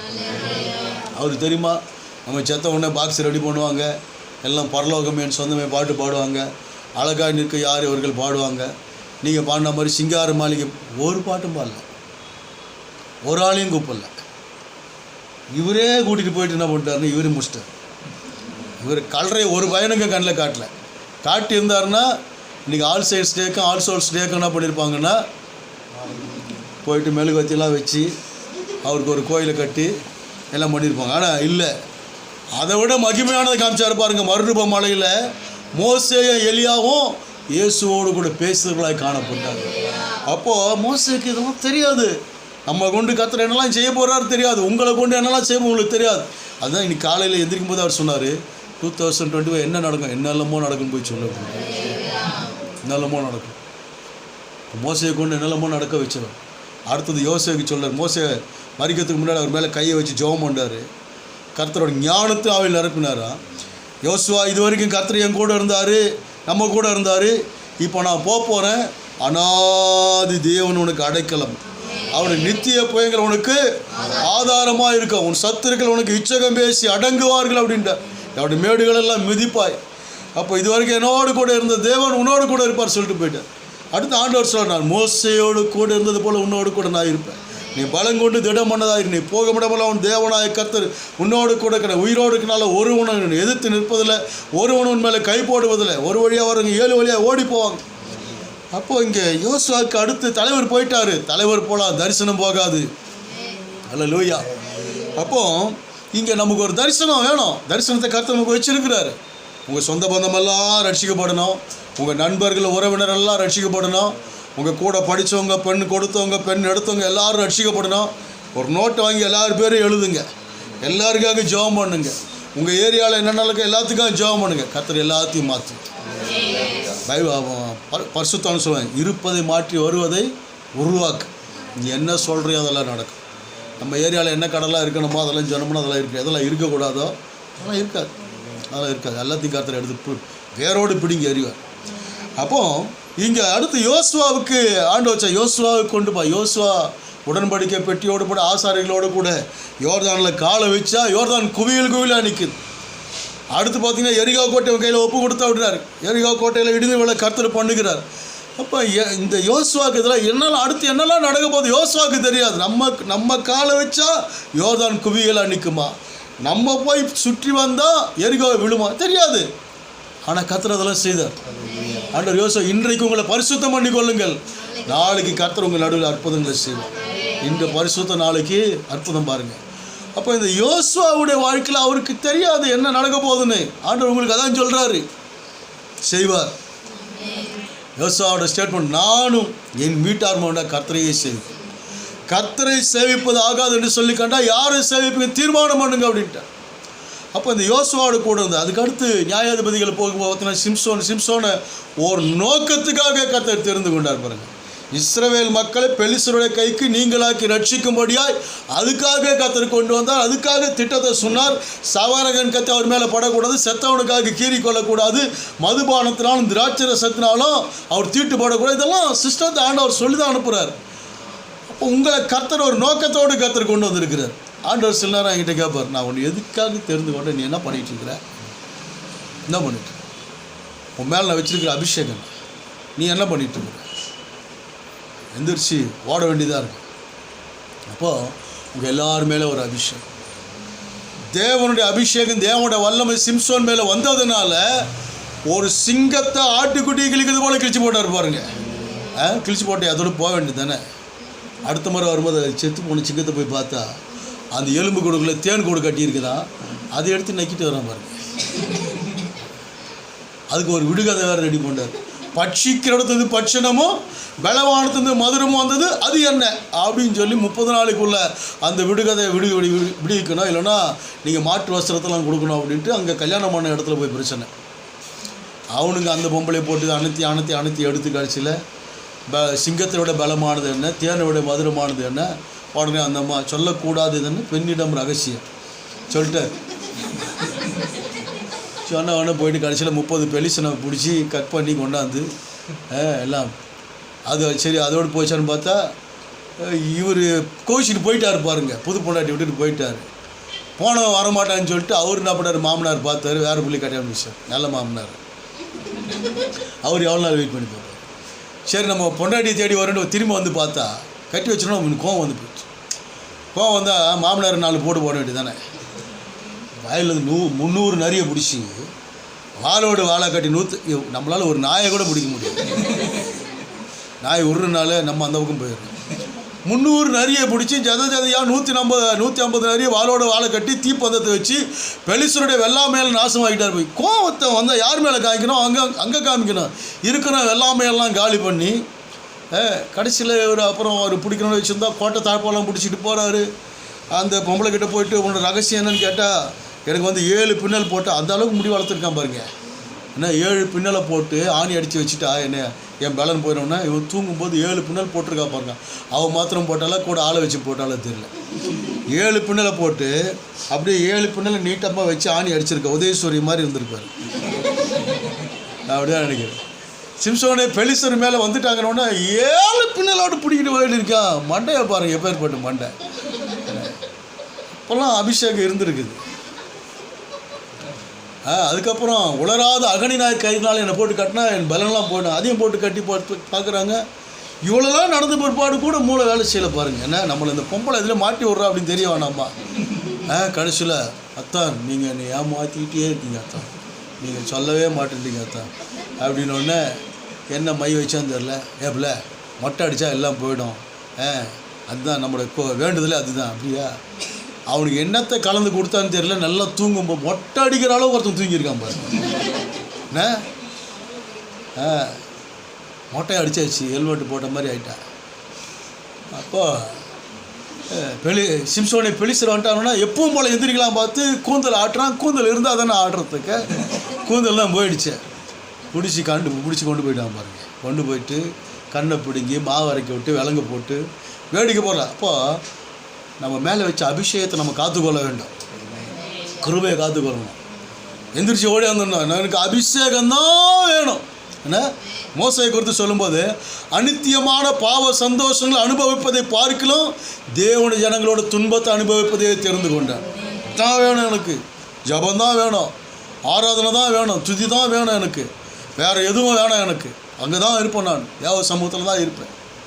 அப்போது இங்கே அபிஷேகத்தை ஃபாதர் பாட்டு பொருள் மேலே கண்ணு போச்சுன்னா போச்சு அபிஷேகம், ஆள் மேலே கண்ணு போச்சுன்னா 50 தான் அபிஷேகம் போச்சு இல்லைப்போ. இப்போ கடைசியில் வேடிக்கை பொருளாகி அங்கே கொண்டாந்து நிப்பாட்டுறாங்க. இப்போ அவர் ஜெபம் பண்ணுறாரு, இந்த ஒரு விசை என்னை நினைத்தரலும், ஒரு விசை நினைத்தரலாம். பச்சை கழுத தாளை எடுத்து 1000 பேரை கொண்டு போட்டவன் இப்போ வேடிக்கை பொருளாக நிற்கிறேன். இந்த ஒரு விசை என்னை நினைத்தரலும், ஒரு விசை என்னை பலப்படுத்தும். ஆண்டவர் அப்போ கூட இறங்குறாரு பாருங்க. என்ன அப்போ கூட இறங்கி அப்போ கூட என்ன கேட்டுருக்கணும், ஆண்டவரே எனக்கு கண் பார்வை தாங்க, எனக்கு அபிஷேகத்தை தாங்க, இவங்க எல்லோரும் கொண்டு போட்டு நான் மறுபடியும் என்ன செய்யணும், பலம் உள்ளவனா நான் வாழணும் அப்படின்னு சொல்லி ஜெபம் பண்ணியிருக்கலாம்ல. அப்படி ஜெபம் பண்ணல.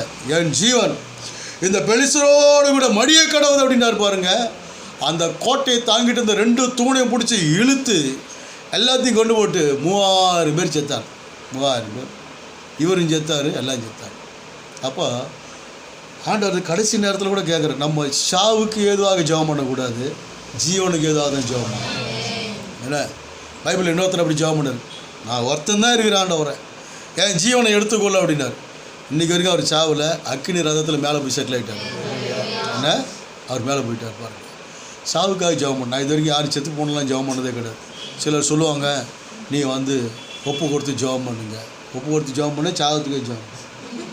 அப்படிலாம் நான் ஜெபம் பண்ண மாட்டேன். என்ன கண்டிஷன், பூர்ண ஆயுசை தார், பூர்ண ஆரோக்கியத்தை தாரு மாட்டார், நாட்களை கூட்டி தாரு மாட்டார். நல்லா போச்சு, இப்போ இழுத்துட்டு கிடக்குது. அப்படி எங்கள் பாசை அப்படி தான் ஒரு அம்மாவுக்கு போய் ஜெபம் பண்ணார். இயேசுவின் நாமத்தினால மரணத்தின் ஆவியை கட்டுக்கிற அப்படின்ட்டார். அது ஒரு வாரமாக அந்த ஜனங்களை என்ன பாஸ்டர் ஒரு வாரமாக இப்படியே பண்ணிக்கிட்டே இருக்குது, நீங்கள் தான் நம்ம சாவக்கூடாது ஜெபம் பண்ணுங்க, அனுப்பி வைங்க பாஸ்டர். அப்புறம் இயேசுவின் நாமத்தினால ஆண்டவரை இந்த அம்மாவுடைய ஆவி ஆத்மா சரீரத்தை உங்கள் கையில் ஒப்பு கொடுக்குறேன், சமாதானமாக கூட்டிகிட்டு போனோன்னே அப்புறம் பாட்டி கொஞ்சம் பாலை குடிச்சிட்டு கிளம்பிடுச்சு பாருங்க. அப்போது இங்கே சிம்சோனுடைய கடைசி ப்ரேயரு இப்படி இருந்துச்சு பாருங்கள். அப்படி இருக்கக்கூடாது, நான் வாழணும்.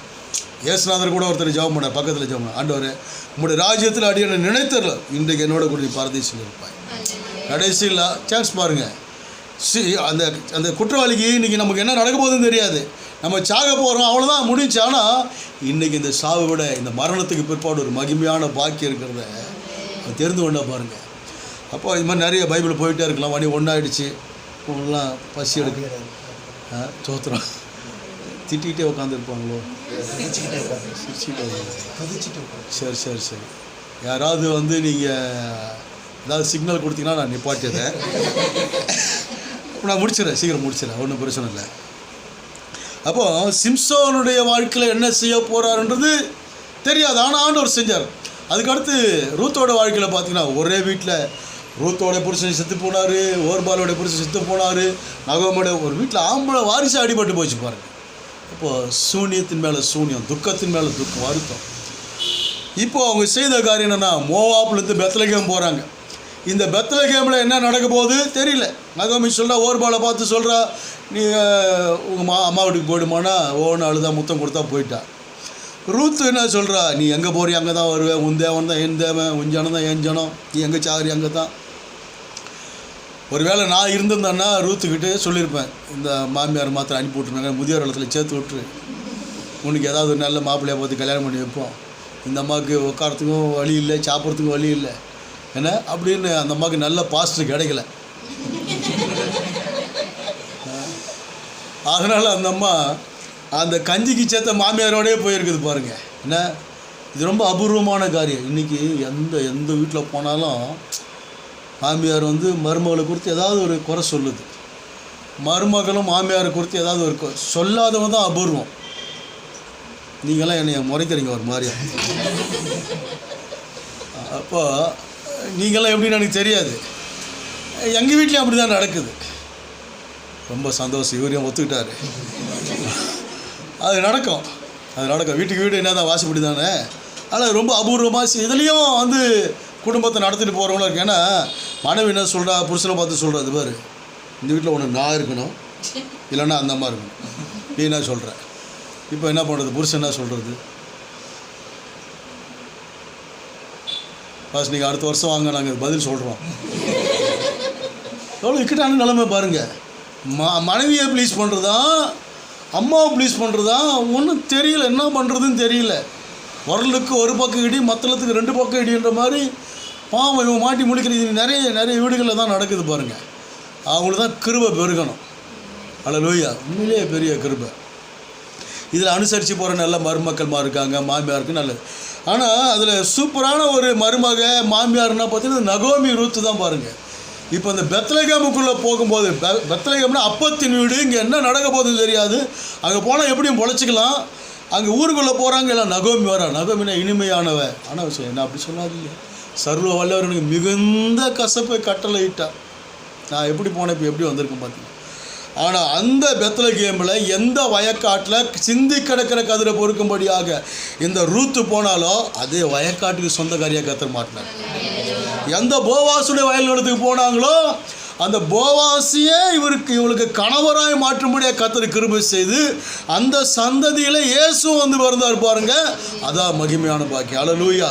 இந்த ரூத்துக்கு என்ன நடக்குன்னு தெரியாது, நகோமிக்கு என்ன நடக்குன்னு தெரியாது, போவாசு கூட தனக்கு ஒரு கல்யாணம் நடக்க போதான்னு தெரியாது. ஆனால் அந்த பெத்லகேமில் தேவன் செய்ய நினைத்த காரியம் ஒன்றும் தடைபடவில்லை. அல்லேலூயா. உங்களுடைய வாழ்க்கையில் உங்களுடைய ஊழியத்தில் என்ன நடக்க போகுதுன்னா என்ன எல்லாமோ நடக்குது. நீங்கள் முடிஞ்சு போகும்போது என்னங்க பிரசங்கம் பண்ணாரு, என்ன நடக்க போகுது, என்ன எல்லாமோ. அப்போது இந்த ரூத்தோட வாழ்க்கையில் ஆண்டவர் செய்தார். 1 சாமுவேலுக்கு நம்ம வரும்போது பார்த்தீங்கன்னா அன்னாளுடைய வாழ்க்கையில் இத்தனை வருஷம் ஆலயத்துக்கு போகும்போது துக்கம்தான், கண்ணீர் தான். ஆனால் இப்போ ஃபைனலாக அந்த அம்மா ஆலயத்துக்கு போகும்போது ரொம்ப நொறுக்கப்பட்டு ஒடுக்கப்பட்டு கண்ணீரோடு போகிறாங்க. ஜெபம் பண்ணாங்க. சேனைகளின் கர்த்தாவே, உடைய அடியாளுடைய சிறுமையை கண்ணோக்கி பார்த்து எனக்கு ஒரு ஆண் பிள்ளை தந்தா, பால் மருந்தான கொண்டாந்து என்ன செய்கிறேன், உங்கள் கையில் விட்டுறேன். இவ்வளோ நாளாக போய் பண்ண ஜெபம் வேறு, இப்போ பண்ணுற ஜெபம் வேறு.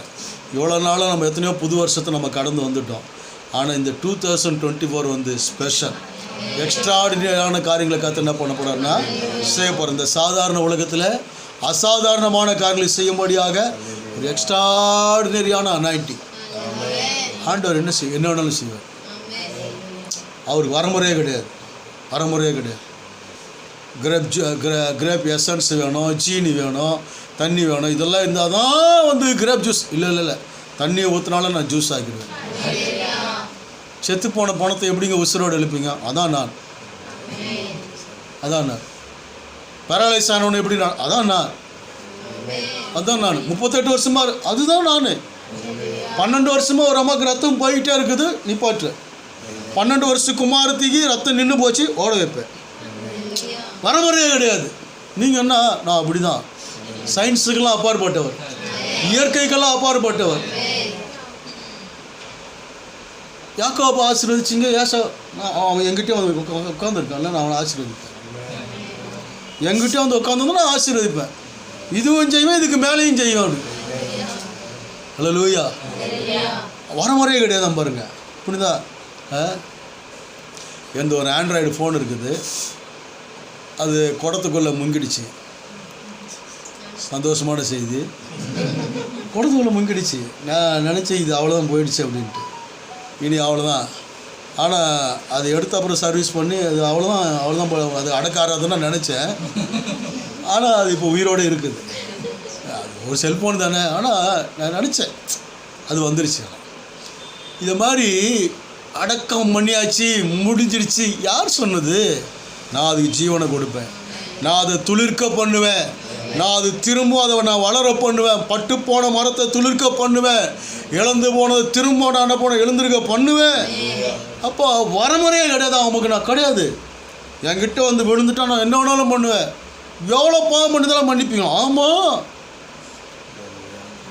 இளையகுமார் அப்படி தானே வரான். எல்லாத்தையும் இழந்துட்டு வந்துட்டான். எல்லாத்தையும் இழந்துட்டு தாரவாத்து தத்தம் பண்ணி நாத்தம் முடித்த சரீரத்தோட போனால் வந்தான்னா அவனை ஒரு ஓரமாக உட்கார வச்சு குளிப்பாட்டி அவனுக்கு ஏதாவது பழைய ட்ரெஸ் இருந்தால் கொடுக்கலாம், தேஞ்சு போன செருப்பு இருந்தால் கொடுக்காம தான். அதெல்லாம் இல்லை. என்கிட்ட வந்தால் மறுபடியும் புது செருப்பு தான் கொடுப்பேன், மறுபடியும் புது ட்ரெஸ்ஸு தான் கொடுப்பேன், மறுபடியும் மோதிரம் போடுவேன், மறுபடியும் விருந்து வைப்பேன். ஏன்னா அதான் நான். அல்லேலூயா. எனக்கு இந்த கிறிஸ்மஸுக்கு புது ட்ரெஸ்ஸுக்கெலாம் யாரும் ட்ரெஸ் எடுக்கக்கூடாதுன்னு சொல்லிட்டேன், புது ட்ரெஸ்லாம். ஆனால் ஒரு அம்மா ட்ரெஸ் எடுத்துகிட்டு வந்து நிற்கிது.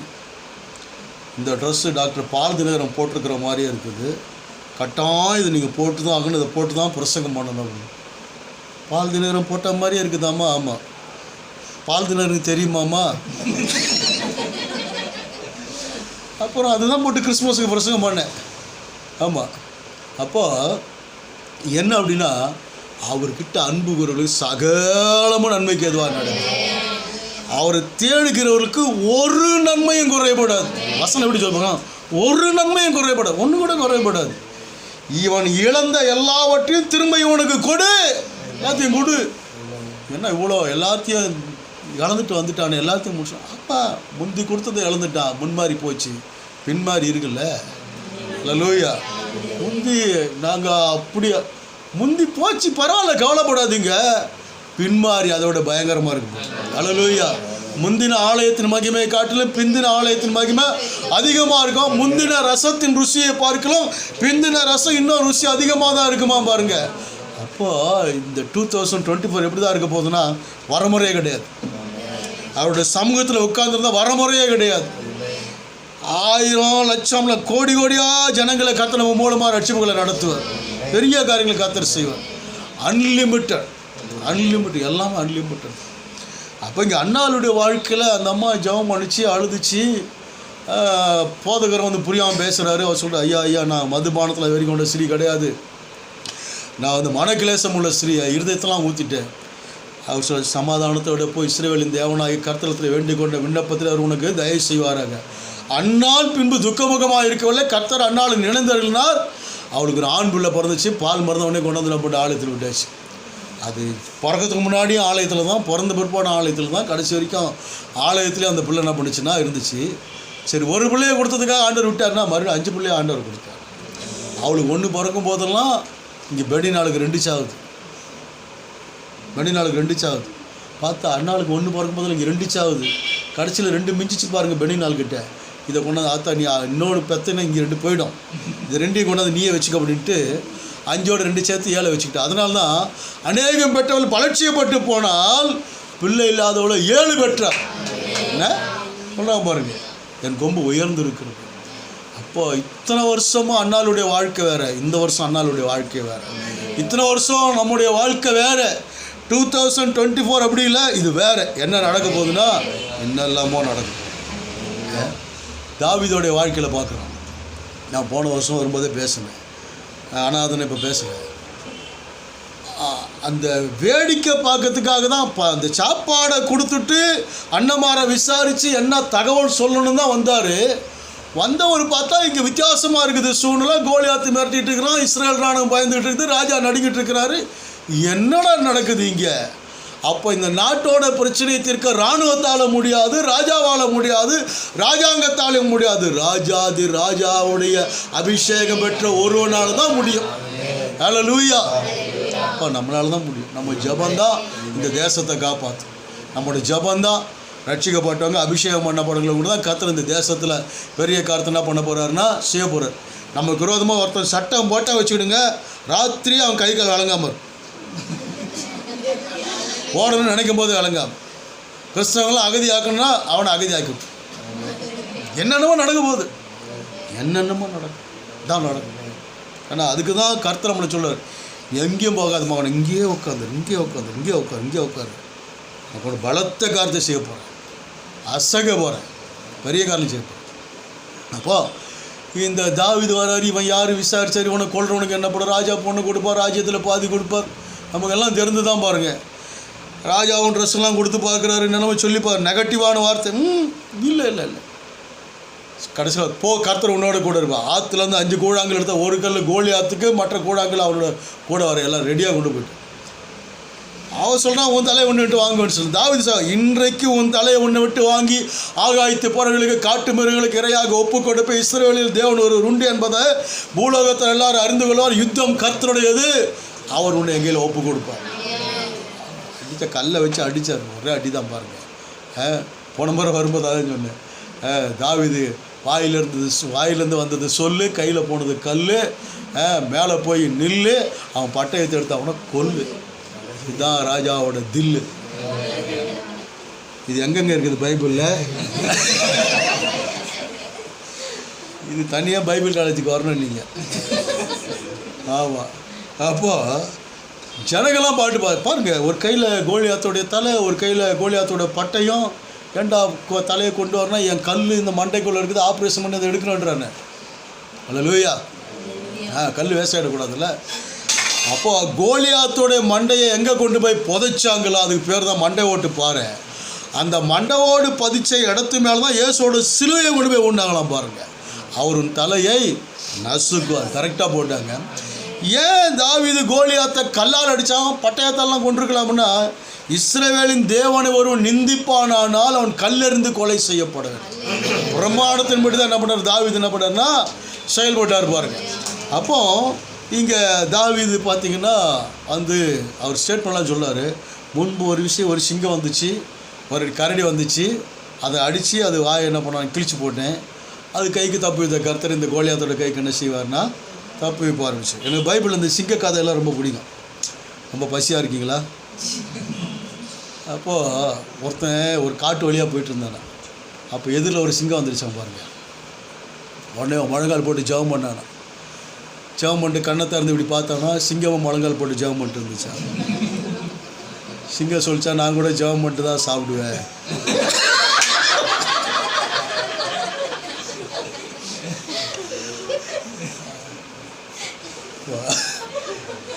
இன்னொரு சிங்கம் பார்த்தீங்கன்னா கூண்டுக்குள்ளே இருக்குது சிங்கம். அது உருண்டிகிட்டு இருக்குது. பக்கத்து கூண்டில் பார்த்தீங்கன்னா ஒரு கரடி இங்கேருந்து அங்கிட்டு தவுது, அங்கேருந்து இங்கிட்டு தவுது. கடைசியில் தவி ஒரு வழியாக சிங்கம் தப்பி தவறி வந்து சிங்க கூண்டில் வந்து, இந்த கரடி தப்பி தவறி சிங்க கூண்டில் வந்து விழுந்துருச்சான். விழுந்த உடனே கரடி அப்படியே பயந்து நிற்குதான். சிங்கம் அப்படி கிட்ட வருதான். கரடி சொல்லுதான், என்னை ஒன்றும் பண்ணுறத, நான் உண்மையான கரடி கிடையாது, வேலை இல்லாத பட்டதாரி. இந்த மாதிரி கரடி வேஷம் போட்டு நான் வந்து உள்ளே ஆடிக்கிட்டு இருக்கிறேன். சிங்கம் சொல்லிட்டேன், பயப்படாத, நான் எம்ஏ பட்டதாரி.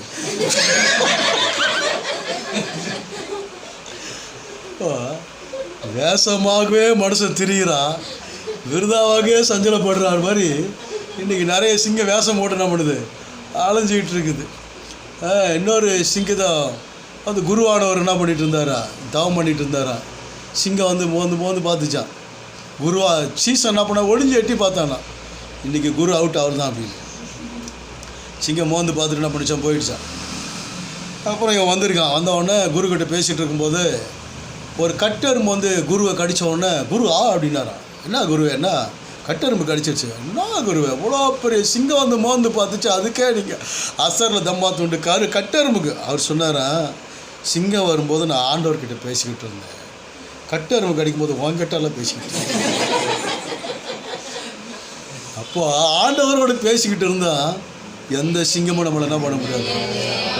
இந்த கதையை ஒரு நாள் சர்வீஸில் சொல்லிட்டேன், ஆராதனை சொல்லிட்டேன். முடிஞ்ச உடனே ஒரு அம்மா எந்திரிச்சு போகாமல் உட்காந்துருக்கு. நீ ஏமா போகல அப்படின்னா, ரெண்டாவது ஆராதனையில் சிங்க கதை சொல்லுவீங்களா? சிங்க கதை சொல்லிட்டு தான் வந்திருக்காங்க. அந்த அம்மா உட்காந்து அந்த அம்மாவுக்காக மறுபடியும் ரெண்டாவது ஆராதனை சிங்க கதையை சொல்லியிருக்கேன். உங்களுக்கு யாராவது நீங்கள் ஒன்ஸ் மோர் கேட்டிங்கன்னா நான் மறுபடியும் சிங்கத்தெல்லாம் காலி பண்ணவர், கோலியாத்தெல்லாம் காலி பண்ணவர், கடைசியில் பச்சை பால்கிட்ட அவுட் ஆகிட்டார் பாருங்க. என்ன ஆண்டவர் எவ்வளோ வேதனை போட்டிருப்பாரு. ஏப்பா என்னப்பா இப்படி பண்ணிட்டேன்.